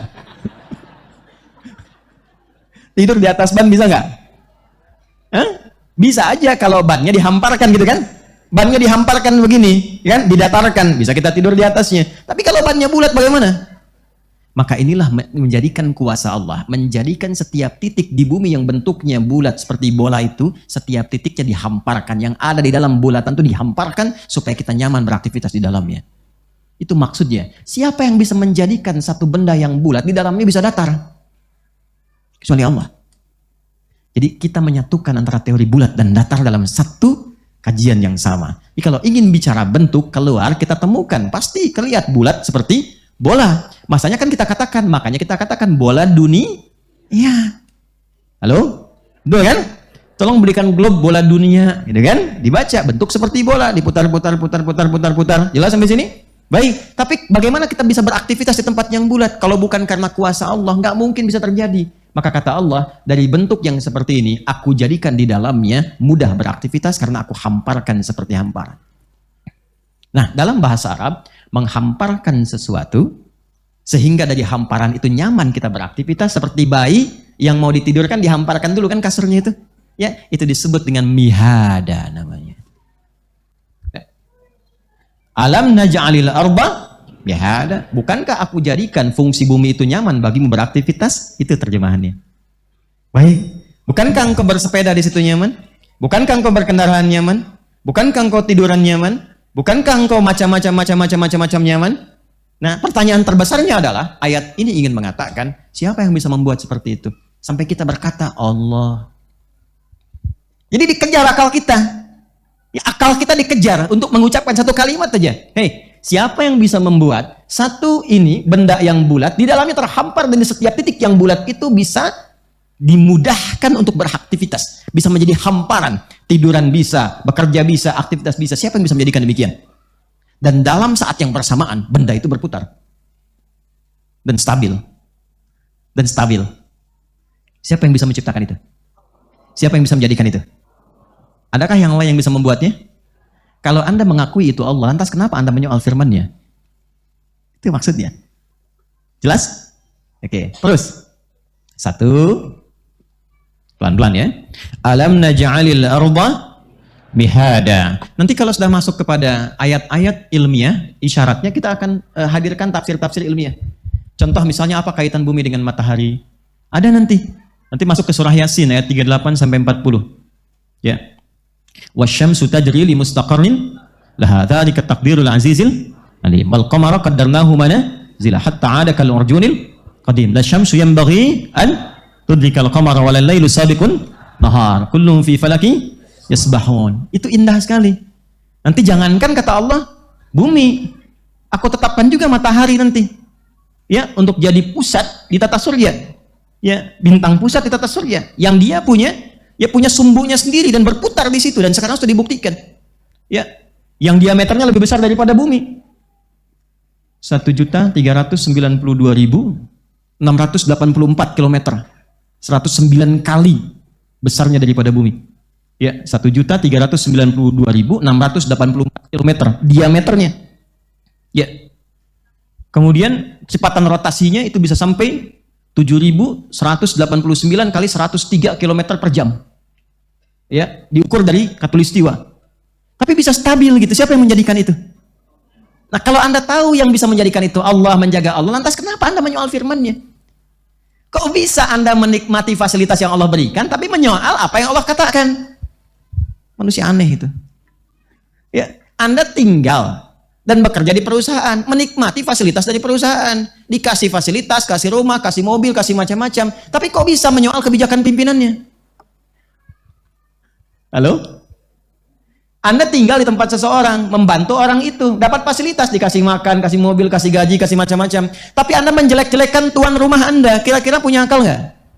Punya, tapi nggak berfungsi. Ya, halo? Jelas sampai sini? Nah, itu tuh halus tapi tajam. Halus tapi tajam. Ya, bahasa Ukraina itu apa? Menyelekit ya. Ya. Paham ya? Baik, yuk lanjut lagi. Alam naj'alil arba. Baik, a dengan lam ketemu. Jadi apa? Lam. A dengan lam ketemu jadi alam. Alam gini ya. Nah, alam. Perhatikan baik-baik, ini untuk pengetahuan. Lamnya untuk nafi, A-nya untuk takrir, istifham takrir, untuk menetapkan. Istifham itu untuk bertanya. Bapak istifham, bapak yang sering nanya. Kalau cuma lam saja, itu menafikan sesuatu, nggak diakuin. Ya, nggak diakuin. Lam yalid walam dinafikan. Allah nggak beranak, nggak diperanakan, nggak diaku. Jadi kalau ada yang diaku sebagai Tuhan, yang dipertuhankan, tapi hasil dari peranakan atau melahirkan, maka lam jangan diaku. Ya, jelas? Karena kalau ada yang demikian berarti masih melekat sifat makhluk. Sedangkan sifat dasar dari Tuhan itu beda dengan makhluk. Ya, jadi kalau sama dengan makhluk, maka setiap makhluk berpotensi jadi Tuhan. Kan cara berpikirnya begitu kan? Ulangi ya. Kalau ada sifat Tuhan dimiliki juga oleh makhluk, maka setiap makhluk berpotensi jadi Tuhan. Paham di sini? Baik, jadi Tuhan disebut Tuhan mesti mutlak beda dengan makhluk. Ya, totally different. Jadi 100% itu mesti beda. Jadi kalau makhluk misalnya berpasangan, Tuhan boleh nggak berpasangan? Tidak. Makanya Allah langsung berstatement dalam Al-Quran, dan cuma di Quran didapatkan. Wa min kulli syai'in khalaqna zawjaini la'allakum tadhakkarun. Quran surah ke-51 ayat 49. Semua yang aku cipta, aku jadikan berpasangan supaya kalian sadar cuma aku yang tidak punya pasangan. Makanya ditegaskan di surah Al-Ikhlas, qul huwallahu ahad. Ahad itu satu-satunya yang nggak ada dua dan nggak pernah bercabang. Ya, jadi kalau satu mungkin ada dua, itu namanya wahid. Jadi ada isnin. Makanya kalau disebut wahid melekat kepada Tuhan, mesti ada sifat Tuhannya supaya menjadi ahad. Jadi kalau ada wahid mesti ada ilah. Kalau ilah ditambah dengan wahid itu maknanya ahad. Karena itu kita temukan di Quran surah kedua ayat 163, wa ilahukum ilahu wahid. Ketika ada wahid harus ada ilahnya. Tapi ketika ilahnya hilang, muncul ahadnya. Qul huwallahu satu. Sekarang maaf, manusia melahirkan tidak? Manusia dilahirkan. Maka Tuhan tidak boleh dari hasil kelahiran dan melahirkan. Jadi jika ada Tuhan atau yang dipertuhankan dari hasil kemudian kelahiran, yang dilahirkan atau berpotensi melahirkan, maka ini menyamai sifat-sifat siapa? Makhluk. Maka nanti ada potensi makhluk lain bisa menjadi Tuhan. Jelas? Baik. Maka itu setiap kejadian Allah ciptakan semua bentuk kelahiran untuk menunjukkan bahwa Allah tidak dilahirkan. Contoh, kelahiran itu ada 4, Pak. Bentuknya. Ya, ada yang seperti kita, yang normal. Ya, ada laki-lakinya, ada perempuannya. X, Y. Laki-laki, perempuan. Terlahir dari pasangan yang halal, yang benar. Ya, lahir. Kedua, ada yang ibu saja, ayah tidak. Ada yang Y saja, X-nya nggak ada. Contoh, Nabi Isa alaihissalam. Isa alaihissalam. Ada yang bersumber dari bagian X, dari bagian laki-laki. Terciptalah kemudian makhluk. Ya, perempuannya nggak ada. Siapa? Hawa. Sayyidah Hawa alaihissalam. Hawa. Dipanggil bagian dari tulang rusuknya Adam alaihissalam. Dari situ diciptakan siapa? Hawa. Jadi ada yang tercipta laki-laki, perempuan. Dari hubungan seksual, lahir kemudian seperti kita. Ada yang perempuan saja, ada yang laki-laki saja. Ada yang tanpa laki-laki, tanpa perempuan. Siapa? Adam alaihissalam. Nggak ada X, nggak ada Y-nya. Allah mau jadi Adam. Untuk menunjukkan bahwa kalau Allah mau jadi semua. Tanpa ada laki-laki perempuan, jadi makhluk. Dari laki-laki, jadi Hawa. Dari perempuan, jadi Isa. Dari laki-laki dan perempuan, jadilah kita. Nah kan? Untuk menunjukkan Allah yang punya kuasa. Jadi kalau salah satu dipertuhankan, jadi bermasalah. Kenapa yang lainnya tidak? Misal, ini ada lahir dari perempuan. Laki-lakinya nggak ada, dipertuhankan. Kenapa Hawa nggak dipertuhankan karena lahir dari laki-laki? Yang lebih hebat lagi, kenapa Adam nggak jadi Tuhan? Padahal lahir nggak ada bapak, nggak ada ibu, misal. Jadi untuk memberikan kesan bahwa kalau Allah Sang Maha Kuasa menginginkan sesuatu jadi dan terjadi, itu fungsinya lam namanya. Lam yalid walam yakul lahu kufuwan. Kalau lam kemasukan a, maka jadi apa? Alam, kan? Kalau sudah alam, maka berbeda maknanya. Alam, a-nya istifham, ketemu nafi menjadi takdir untuk menetapkan. Jadi kalau sudah ada kata alam, fungsinya berubah untuk menetapkan. Ya. Untuk meneguhkan, meyakinkan. Alam naj'alil arda mihada, untuk menetapkan, meneguhkan. Akalnya masih ada nggak? Masih tetap nggak? Masih kokoh nggak dalam dirinya itu? Atau jangan-jangan belum pernah dipakai, jadi masih bening, masih murni. Jelas? Ayat 7, cepat. Wal jibala autada. Bah, ini ada informasi yang penting tentang jibal. Saya bacakan tafsirnya.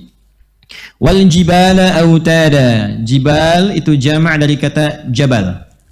Ya, saya ulang ya. Jibal jama' dari kata apa? Jabal. Jabal artinya gunung. Bukit. Ya. Artinya apa? Gunung, bukit. Kalau jibal berarti pegunungan atau bebukitan. Gunung-gunung, bukit-bukit. Wal jibala autada, dan kami jadikan gunung-gunung, bukit-bukit itu sebagai pasak yang menguatkan kokohnya bumi. Wah, ini coba temukan ya, di kitab mana di muka bumi yang dihormati atau diduga sebagai kitab suci yang menerangkan tentang ini. Dan ini informasinya keluar dari sosok seorang Nabi Muhammad SAW yang tinggalnya di tempat yang jauh dari peradaban. Kok bisa menjelaskan ini kalau bukan bimbingan wahyu? Maaf, sekarang terbukti kalau gunung itu sebagai pasak. Terbukti ya? Ya? Dan itu berjalan kan? Ya kan? Di ayat lain wal jibala arsaha, berjalan, nggak diam itu. Nanti kita bisa ngaji dengan ayat-ayat yang lainnya. Jadi kata Allah, "Hei, bukankah engkau bisa nyaman sekarang hidup di bumi karena aku bentangkan isi di dalamnya? Dan bukankah engkau nggak merasakan putaran bumi itu? Nggak merasa kalau bumi berputar karena aku jadikan ada pasak-pasak gunung sebagai pasak di dalamnya sehingga kuat, kokoh, nyaman kau beraktivitas." Dan sekarang secara ilmiah itu bisa dibuktikan, ternyata gunung bukan hanya hiasan keindahan di bumi yang bisa dipandang dan didaki, tapi ternyata juga adalah sebagai pasak yang menguatkan dan mengokohkan eksistensi bumi. Baik, siapa yang bisa menjadikan itu semua? Allah. Ayakal autadi fa fihi tashbihun balighun aidan wal muradu arsayna al-arda bil jibali kama yursal baitu bil autad. Yang dimaksud di sini adalah kami jadikan gunung-gunung itu sebagai pasak. Maksudnya ini adalah kiasan, tashbih baligh, diumpamakan perumpamaan yang nyata seperti halnya Anda membangun rumah, tentu ada pondasinya, tentu ada pasaknya. Maka demikianlah bumi sebagai rumah kita bernaung, Allah jadikan gunung-gunung sebagai pasaknya. Baik, hadis, saya bacakan hadis. Ini hadis yang sangat penting. Sebetulnya kaitannya dengan materi kita, tapi ada tambahan nanti di hadis ini yang Nabi ingin tunjukkan kepada kita. Dicatat dulu hadisnya. Mungkinlah. Hadis riwayat At-Tirmidzi, Sunan At-Tirmidzi. Nomor hadis 3369. 3369.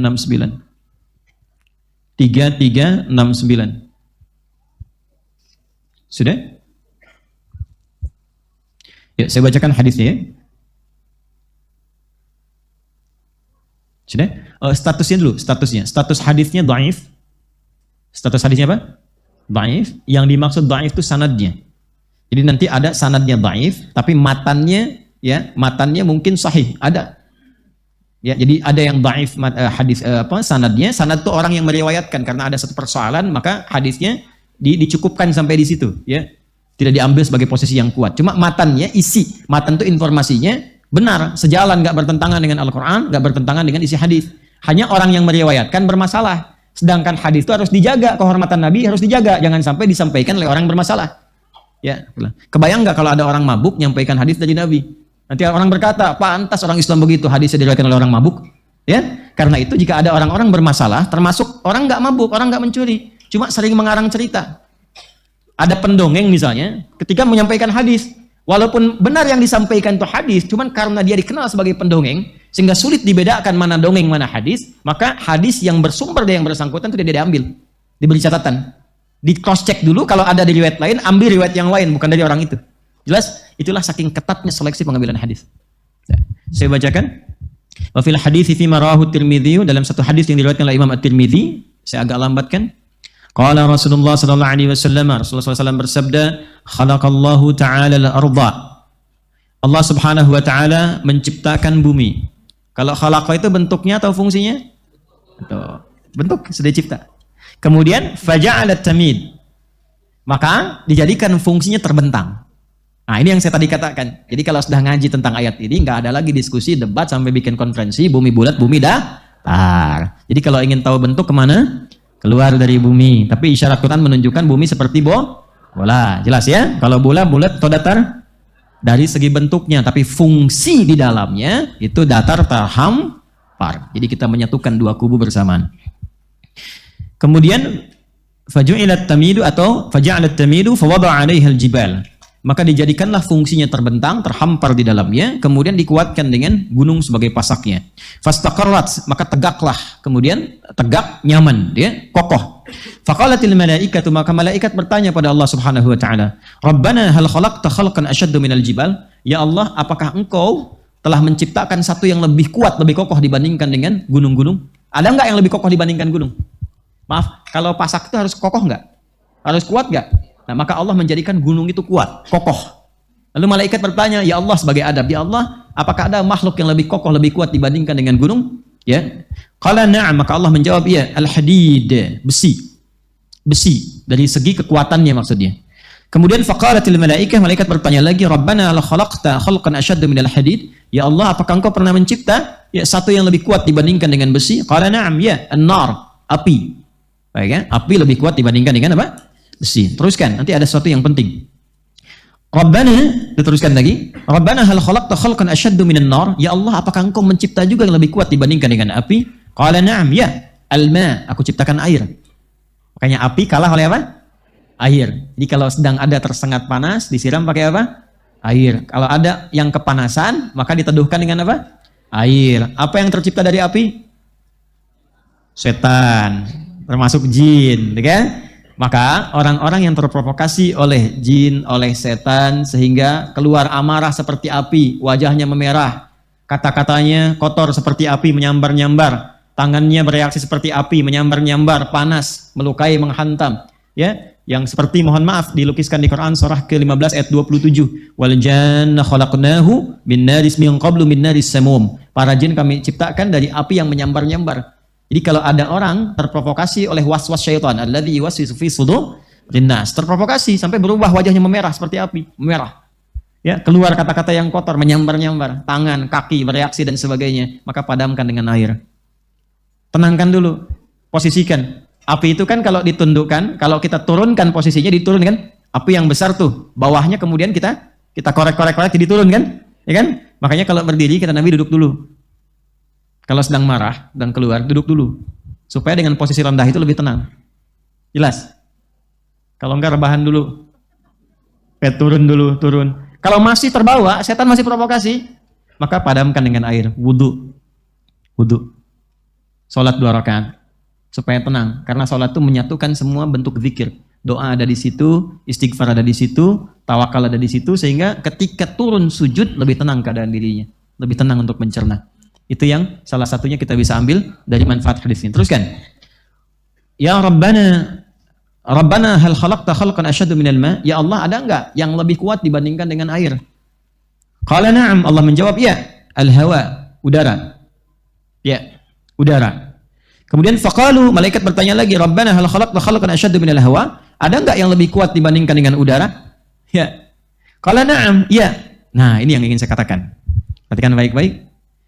Ini mahal sekali. Ini rahasia kedua yang ingin kita bagi. Kalau sudah dapat, coba tekuni amalannya. Maka biasanya kalau ada sesuatu yang dahsyat, itu pahala dan keberkahannya nggak biasa. Ya. Naam ya, Ibnu Adam, jika ada anak cucu Adam, yatasaddaqu biyaminihi fayakhfa dzalika an syamalihi. Jika ada anak cucu Adam yang bersedekah dengan tangan kanannya dan tangan kirinya tidak mengetahuinya, maka itu nilainya di sisi Allah lebih tinggi, lebih kuat, lebih dahsyat dibandingkan dengan udara, dibandingkan dengan air, dibandingkan dengan api, dibandingkan dengan besi, dibandingkan dengan gunung-gunung yang menjadi pasak dari bumi. Saking tingginya nilai sedekah itu. Ya, tangan kanannya bersedekah, tangan kirinya tidak tahu bahwa dia bersedekah. Ini kiasan. Jadi sedekahnya bukan begini, bukan. Jangan tahu ya. Bukan. Ini kiasan, gambaran. Seperti tangan di atas lebih baik daripada tangan di. Ingat ya, kalau ngaji bahasa Arab nanti 85% dari bahasa Nabi itu bahasa majaz, kiasan. Karena Nabi orang paling fasih bahasa Arab. Orang Arab tuh kalau sudah fasih, kata-katanya balaghah. Al-yadu yumna khairim na yadis sufla. Ya, tangan yang kanan digunakan pada fungsi yang baik dibandingkan dengan yang kiri. Kemudian al-yadul ulya khairim na yadil sufla. Tangan yang di atas lebih baik daripada tangan di bawah. Ini kiasan, maksudnya memberi lebih baik daripada meminta. Bukan mintanya begini. Di atas bukan.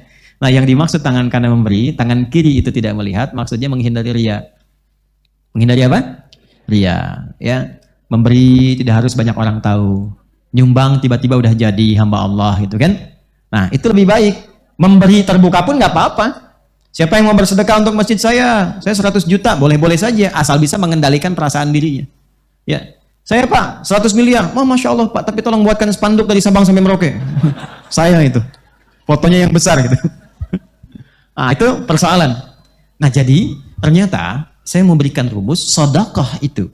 Kalau dilakukan dengan niat yang ikhlas, itu nilainya tinggi di hadapan Allah sampai mengalahkan kuatnya pasak gunung yang menjadi pasak bumi. Kuatnya gunung yang menjadi pasak apa? Bumi. Ini bahasa kiasan, maksudnya apa? Saking tinggi nilainya di sisi Allah, itu sampai mengalahkan kekuatan gunung sebagai pasak apa? Bumi. Makanya kalau ada orang bersedekah dengan bentuk harta, itu nilainya di dalam surah Al-Baqarah di ayat 261.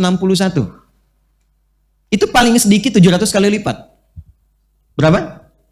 Paling sedikit ya, karena ayatnya suka dipotong sampai situ padahal belum selesai. Matsalul ladzina yunfiquna amwalahum fi sabilillahi kamatsali habbatin ambatat sab'a sanabil 7 fi kulli sumbulatin mi'atu habbah 100. 1 kali 7 kali 100. Berapa? 700. Belum selesai. Wallahu yudha'ifu liman yasha wallahu wasi'un alim. Dan Allah akan melipat gandakan tanpa batas bagi siapapun yang tidak pernah berhitung dalam memberi. Jadi kalau nggak berhitung, Allah beri tanpa hitungan. Dan yang dimaksud 700 itu jangan dipahami dengan batas materi sehingga menjadi materialistik. Jangan pahami begini, kalau saya sedekah misalnya 100 rupiah, maka kalikan 700, saya akan dapat balasan 70.000. Maka di hari ini saya akan mendapatkan 70.000 dari Allah. Tidak begitu. Bentuknya bisa macam-macam. Ini yang dimaksud pahala, dimaksud akhirat. Yang dimaksud akhirat. Anda ngaji Quran, satu hurufnya berapa? 10. Sholat dikerjakan, selesai, dapat 10. Tapi sedekah, begitu dilakukan 700 kali lipat. Jarak satu keduanya 500 tahun. 2 ke 3 500 tahun. 3 ke 4 500 tahun. Itu tinggi. Kalau sholat, yang tidak punya harta pun sholat. Ngaji, siapapun bisa ngaji. Tapi bisa mengeluarkan apa yang dimiliki dari titipan harta itu nggak mudah. Karena itu begitu keluar dan dilakukan karena Allah, apresiasinya tinggi. Kalau urusan dunia, balik dengan urusan dunianya, itu berkahnya saja. Bentuknya tidak harus dalam bentuk uang. Bisa jadi Anda dapat proyek nilainya ya 700 kali lipat. Bisa jadi Anda tidak sakit, terjaga dari sakit yang nilainya demikian. Bisa jadi. Tapi yang dimaksud di sini pahalanya. Jelas? Nah, jadi ketika berbicara tentang gunung, dalam hadis ditambahkan di tafsir ini, tafsirnya Ruhul Ma'ani, karya Syekh Al-Alusi. Ruhul Ma'ani. Ya. Jadi ditambahkan di hadis ini, saking pentingnya pasak gunung itu untuk menyentuh akal kita. Gunung sebagai pasak bumi. Kalau engkau sudah sadar. Sekarang maaf, sudah dibuktikan secara ilmiah. Benar kebenarannya. Para ilmuwan sudah berbicara. Dan ternyata Quran jauh-jauh hari sudah menyatakan. Lalu alasan apa lagi yang Anda jadikan untuk menyoal Quran? Para ilmuwan yang lebih pintar daripada Anda sudah membuktikan firman Allah. Anda masih menyoalnya. Akal Anda ada di mana gitu? Itu maksudnya. Ya, jadi kalau masih ada orang-orang sekarang yang iseng menyoal isi Quran, memotong-motong, ngambil, bicara tentang jilbab, bicara tentang ayat tahajud, bicara tentang masjid, potong-potong ayat tentang ini dan itu, memotong ayat tentang surga, bicara tentang neraka, ya, dipotong-potong dan sebagainya, dibalik tanya oleh Quran, hei, yang paling pintar aja sudah membenarkan apa yang Allah sampaikan. Ente yang kepintarannya nggak nyampe situ masih menyoal, otaknya masih ada nggak? Jangan dipotong videonya ya. Ya, itu maksudnya. Jelas? Jadi kenapa Anda mesti berdebat pada yang tidak penting, yang Anda pun nggak paham. Yang paling aneh itu sudah nggak pada paham, didebatkan, didiskusikan, tapi nggak memahami itu gitu. Jangan sampai terjadi ada umat yang demikian, cuman ramenya aja. Ya, muncul persoalan ini rame dibahas itu kan, ada hubungan juga enggak, anak belum dimandiin, kan? Ya, pekerjaan belum disiapin, rame bahas KDRT. Halo, kenapa? Betul nggak? Iya, mendingan kita daripada begitu kan, mendingan ngaji kan, jelas dapat pahala, ya kan? Nyiapin anak-anak, dekatkan pada yang baik-baik. Coba, yang ngalamin bukan Anda, ya kan? Anda bahas gak jadi solusi, Anda kasih masukan gak nyampe, gak didengar. Ngapain capek-capek membicarakan yang bukan bagian Anda? Dapat apa? Update Ustaz. Jelas nggak? Paham ya? Yang terakhir, kita sampai ayat 8 aja supaya ngapalinnya nggak banyak-banyak maksudnya. Kemudian setelah itu teruskan. Baca dulu ayat 6, alam naj'alil arda wal jibala wa khalaqnakum. Nah, saya berhenti di sini, ini yang paling indah di antara bahasan kita.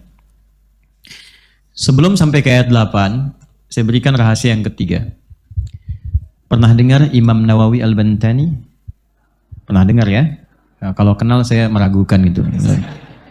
Baik. Alim tidak? Saking alimnya jadi mufti. Jadi mufti Masjidil Haram tuh.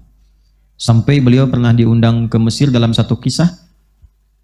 Itu harus diverifikasi kisahnya, tapi ini untuk menunjukkan kealimannya gitu. Ditemani oleh muridnya, asistennya. Itu kan? Asisten ulama loh, bukan main-main, ulama besar. Karena viral kepintarannya itu, kejeniusannya luar biasanya, sampai ke Mesir diundang sama ulama-ulama Mesir. Nyampe sana kelelahan kan, mau istirahat dulu. Pas datang mengawali sambutan itu diutus muridnya dulu, yang bantu tadi, kamu dulu aja kan yang sana. Nyampe ke sana nggak diduga ditanya masalah, persoalan-persoalan. Oke, dijawab oleh muridnya, yang jawab muridnya. Masya Allah, alim katanya ini luar biasa, paham begini begitu. Nggak tahu, yang jawab baru muridnya. Setelah tahu bagaimana gurunya gitu ya. Nah, Syekh Nawawi Al-Bantani ini, di antara kebiasaan beliau saat menuntut ilmu, itu sebelum beliau belajar, bersedekah dulu. Ya, dan sedekahnya itu diniatkan, mohon kepada Allah, agar tidak diperlihatkan aib gurunya. Jadi beliau tuh nggak pernah sibuk dengan aib gurunya. Akhirnya yang didapatkan semua kebaikannya. Baik lawannya apa? Lawan baik apa? Jika seseorang sudah menafikan yang buruk-buruk, maka yang keluar dari dirinya yang baik-baik saja. Jika seorang sudah tidak peduli dengan keburukan orang lain, karena dia melihat sepanjang manusia pasti ada keburukannya, maka yang akan dia dapatkan kebaikannya saja. Jadi kalau Anda mencoba mencari keburukan orang lain, akan selalu ditemukan. Termasuk guru. Apalagi saya, pasti banyak kesalahan, kekurangan. Tapi kalau Anda mencoba mengabaikan itu, maka yang Anda dapatkan hanya semua kebaikan dan kemuliaannya saja. Itulah yang didapatkan oleh Al-Imam An-Nawawi Al-Bantani. Itu rahasianya. Jadi betapa tingginya sedekah, bukan hanya menghilangkan kesulitan yang mungkin dialami, mendatangkan solusi yang mungkin sedang dirasakan masalahnya, tapi juga dalam saat yang bersamaan meningkatkan rahmat Allah dari apa yang sedang kita cari. Jelas? Baik. Teruskan. Alam naj'alil arda wal jibala. Kemudian setelah itu khalaqnakum. Baik. Dan kami telah mencipta kalian dengan fitrah untuk berpasangan. Azwaja jamak dari kata zauj. Apa itu zauj? Baik. Ini bagian penutupnya. Wa khalaqnakum azwaja. Kalau khalaqa itu, maaf. Baik, sebentar. Khalaqa itu kan kata kerja. Kalau kata benda isim fa'ilnya pelakunya disebut apa tadi? Masih ingat? Khaliq. Jadi yang bisa khalaqa itu hanya khaliq. Yang mencipta itu siapa? Khaliq. Dialah Allah. Baik, wa khalaqnakum, dan aku kata Allah dengan keagunganku. Perhatikan ketika berpindah pada ayat 8 menggunakan kata khalaqa. Dan pakai na. Khalaqna. Rumus cepat. Kalau dalam Quran ada ayat yang menggunakan na inna anzalna. Jelas? Khalaqna. Ini menunjukkan peristiwa itu begitu penting dan agung sampai Allah menghadirkan keagungan zatnya. Berubah dari tu menjadi na. Jelas? Dan aku ciptakan kalian berpasangan. Satu. Jadi Bapak Ibu sekalian, keberpasangan itu ditempatkan oleh Allah sebagai sesuatu yang agung. Yang istimewa. Bukan sesuatu yang main-main. Dan yang dimaksud berpasangan ini di sini nanti ditafsir lagi. Bagaimana cara berpasangannya ya Allah? Turunlah Quran surah ke-30 ayat 21. Ini yang seringkali dicantumkan dalam surat undangan itu. Sebelum akadnya dimulai. Ya, Quran surah 30 ayat 21. Perhatikan baik-baik, pelan-pelan. Wa min ayatihi an khalaqa lakum min anfusikum balik ke An-Naba ayat 8. Wa khalaqnakum kembali ke Ar-Rum ayat 21. Wa min ayatihi an khalaqa lakum min anfusikum. Perhatikan baik-baik. Bapak Ibu sekalian, keberpasangan ini sebelum terjadi itu didahului oleh Allah dengan kata ayat bentuknya jama'. Wa min ayati. Satu. Ayat, ini bagian terakhir dari kajian kita. Itu jama' dari kata ayatun. Ayatun jama'nya ayat. Yang artinya apa?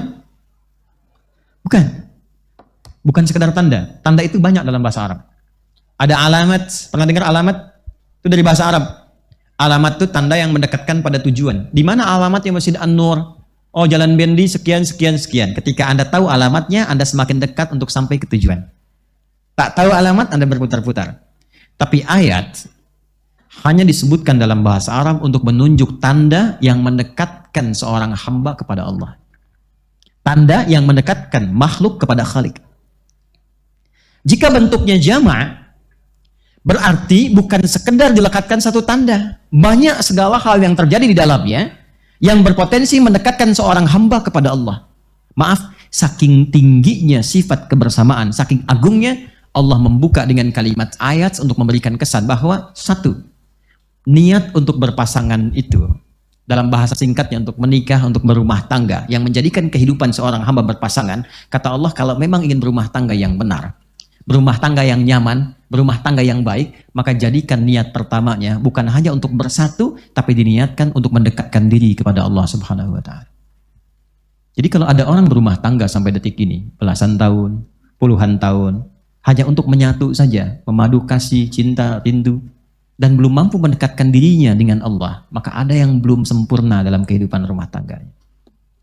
Ada yang belum tepat, ada yang masih kurang. Lebih daripada itu, karena dibuka dengan kata ayat, maka kebersamaan itu dan keberpasangan itu bukan main-main. Bukan sembarangan, apalagi untuk melakukan perbuatan maksiat. Karena itulah zina menjadi dosa di antara dosa yang besar. Karena bukan sekadar dikerjakan, ya, tapi juga melanggar lafaz ayat di dalamnya. Ketika Allah tempatkan dalam situasi yang agung, malah dilecehkan. Maka menjadikan bagian dari itu konsekuensinya dosa yang sangat besar. Ya, maaf, kalau ada orang misalnya, air zam-zam itu, zam-zam, Istimewa nggak? Agung nggak? Tiba-tiba ada orang ke situ pipis di atas sumur Zam-Zam misalnya. Kira-kira bagaimana responnya? Bukan hanya tidak terhormat, bisa terancam keadaan dirinya kan? Ya, ada orang yang sengaja melecehkan apa yang Allah agungkan. Maka pelecehan yang dilakukan oleh hamba itu dijadikan oleh Allah sebagai dosa yang sangat besar. Kenapa? Karena agung, karena tinggi. Karena itu Allah jadikan proses berumah tangga dengan cara yang terhormat. Ada ta'aruf, ada saling mengenal, ada pemberian mahar. Jadi makanya para akhwat saya sering katakan, jangan mau dianggap rendah tuh. Jangan mau diperlakukan rendah. Ya, Anda itu istimewa di hadapan Allah. Ikhwan juga demikian, jangan merendahkan status Anda di hadapan Allah dengan melakukan tindakan yang tidak terpuji. Ya, belum apa-apa, kita naik beca berdua. Seakan beca milik bersama, tukang beca nggak dianggap.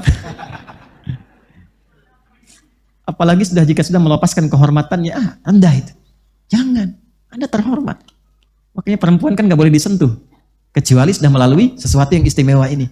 Kalau sudah melakukan hal yang istimewa, karena Anda istimewa, prosesnya istimewa, maka jalani itu sebagaimana Allah telah menempatkannya. Itu indah. Karena itu kalau ada orang ngajak, belum sah, belum halal, yuk naik motor berdua. Gak mau setelah abang punya BPKB, baru aku mau. Ini ada, ini tuh BPKB-nya. Bukan, buku pernikahan kita berdua. Catat.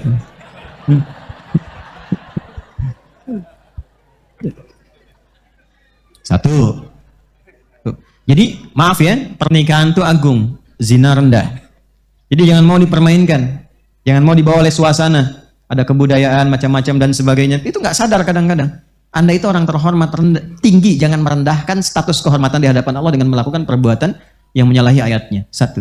Dua, saya belum ke tauhid ya. Dua, perhatikan baik-baik. Azwaj, jama' dari kata apa? Zauj. Apa artinya zauj? Pasangan, couple, suatu yang serasi.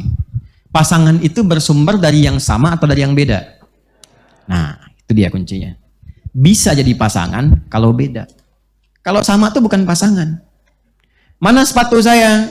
Ini Pak, kok cuma satu? Sepasang. Begitu dihadirkan sepasang, bukankah kanan dan kirinya beda?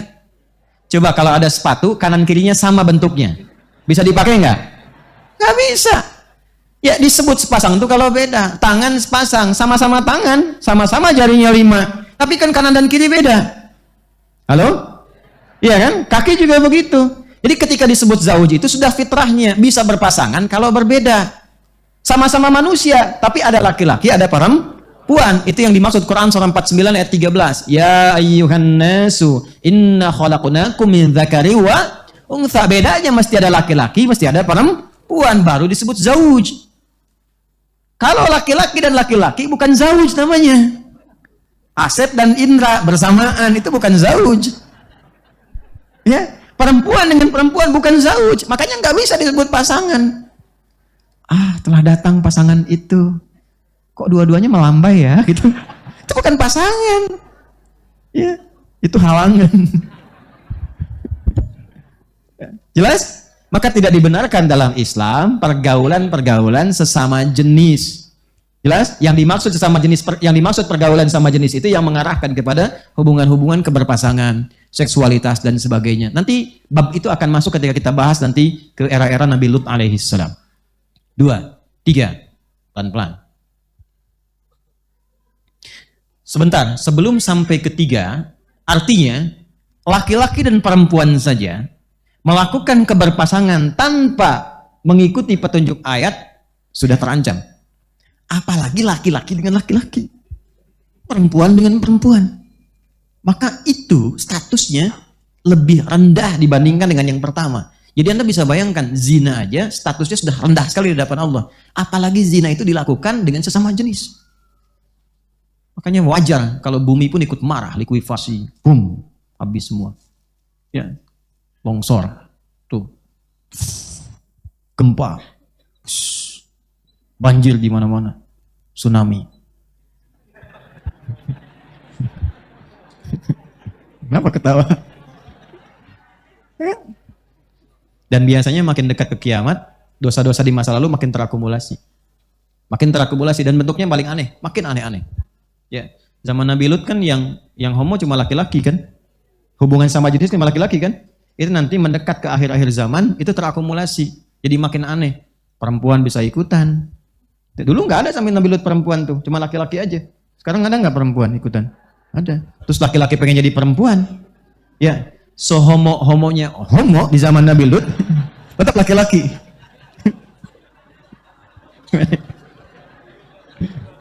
Homonya homo di zaman Nabi Lut, tetap laki. Yang sekarang berubah. Nama siapa? Nia Pak. Nama Nia. Nama Kurniadi Pak.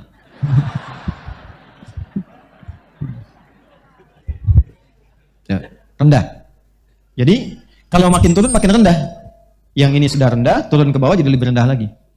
Yang ketiga, tadi kalau dipasangkan itu harus dari asal yang beda kan? Baik. Sekarang begini. Kalau pasangan itu berjalan bersamaan atau berjalan bergantian? Samaan. Baik. Jadi Bapak kalau jalan keluar dari sini begini. Kanannya tunggu dulu. Gitu.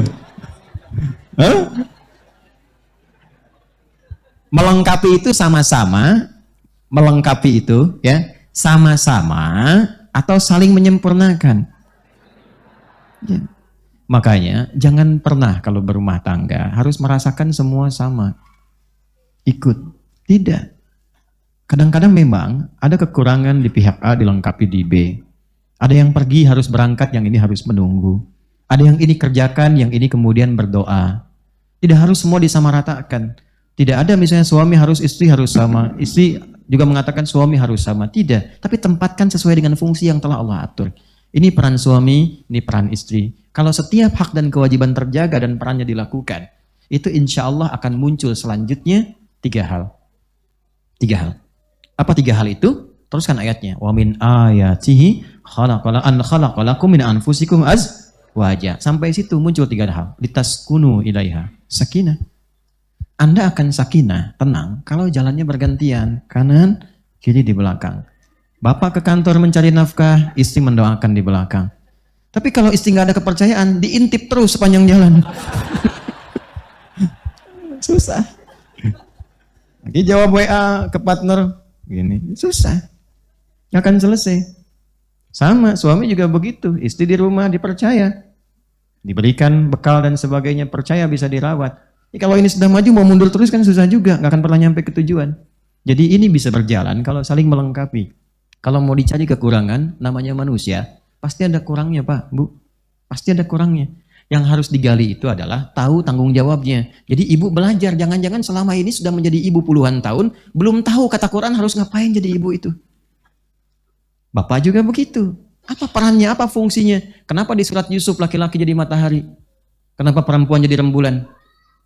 Kenapa jadi aneh? Kok rembulan seperti matahari? Dengan kekuatan bulan, aku menghukummu. Kenapa bulan lebih galak dibanding matahari? Nah, itulah. Bukankah ada keindahan dalam kehidupan rumah tangga? Kata Allah, aku ciptakan kau berpasangan. Dengan pasangan itu ada ketenangan, sakinah. Maaf yang belum nikah ya, mudah-mudahan. Ya sebelum kiamat kurang 2 hari lah bisa terlaksana insya Allah. Bisa terlaksana. Kemudian dengan berpasangan itu ada rahmat, ada kasih sayang, ada perhatian. Biasanya makan gak ingat siapa-siapa, sekarang mau beli makan pun masih ingat yang di rumah. Ada keterkaitan, ketertautan. Kemudian ada mawaddah. Mawaddah itu cinta dari segi materi, fisik. Dulu gak pernah ngasih hadiah. Sekarang masuk miladnya tiba-tiba dari kantor udah menyiapkan sesuatu. Ibu udah masak yang enak, gitu kan?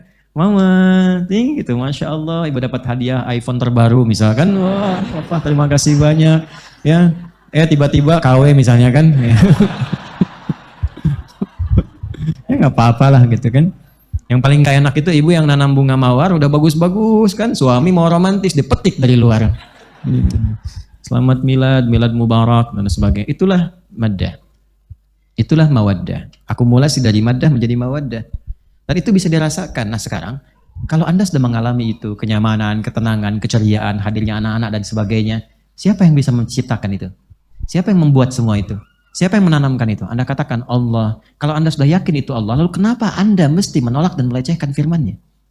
Dan menyoal, serta mengolok-olok firman-Nya? Yang paling aneh, Anda menikmati fasilitasnya. Allah perkenankan kau menikah, kau punya istri, punya anak, nyaman. Saat yang bersamaan, kau masih menodai firman-Nya. Coba para penista Al-Quran itu, kalau sedang bicara tentang Quran, menyoal isi Quran, bukankah saat bersamaan dia menikmati fasilitas yang Allah berikan? Ya? Dan yang paling aneh itu menikmati fasilitas, masih bermaksiat di hadapan pemberinya. Itu tarik ke dalam diri kita masing-masing. Itu poinnya. Allah ingin tegaskan secara tauhid, aku yang tunggal, kalian yang berpasangan. Tapi jangan sampai fasilitas kehidupan yang aku berikan menjadikan kalian menodai apa yang aku firmankan. Jelas sampai sini? Baik, maka selesai kita di ayat yang ke-8 dan insya Allah kita akan lanjutkan pada ayat-ayat yang berikutnya. Sebelum kami tutup, izinkan saya menyampaikan informasi yang cukup penting. Yang pertama, tolong catat harinya dan tanggalnya. Hari Kamis. Hari apa? Hari Kamis. Kamis pertama di bulan Desember. Tanggal 1 atau 2 itu? 1 ya? Tanggal 1 Desember 2022. Sudah? Tanggal 1 Desember hari Kamis tahun 2022. Udah belum? Ya, itu adalah hari pertama di bulan Desember.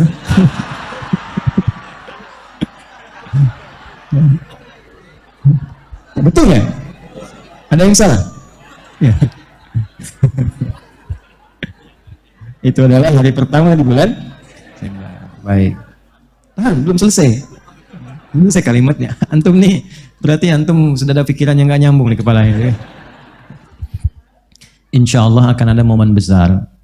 Tapi berlangsungnya di Bandung.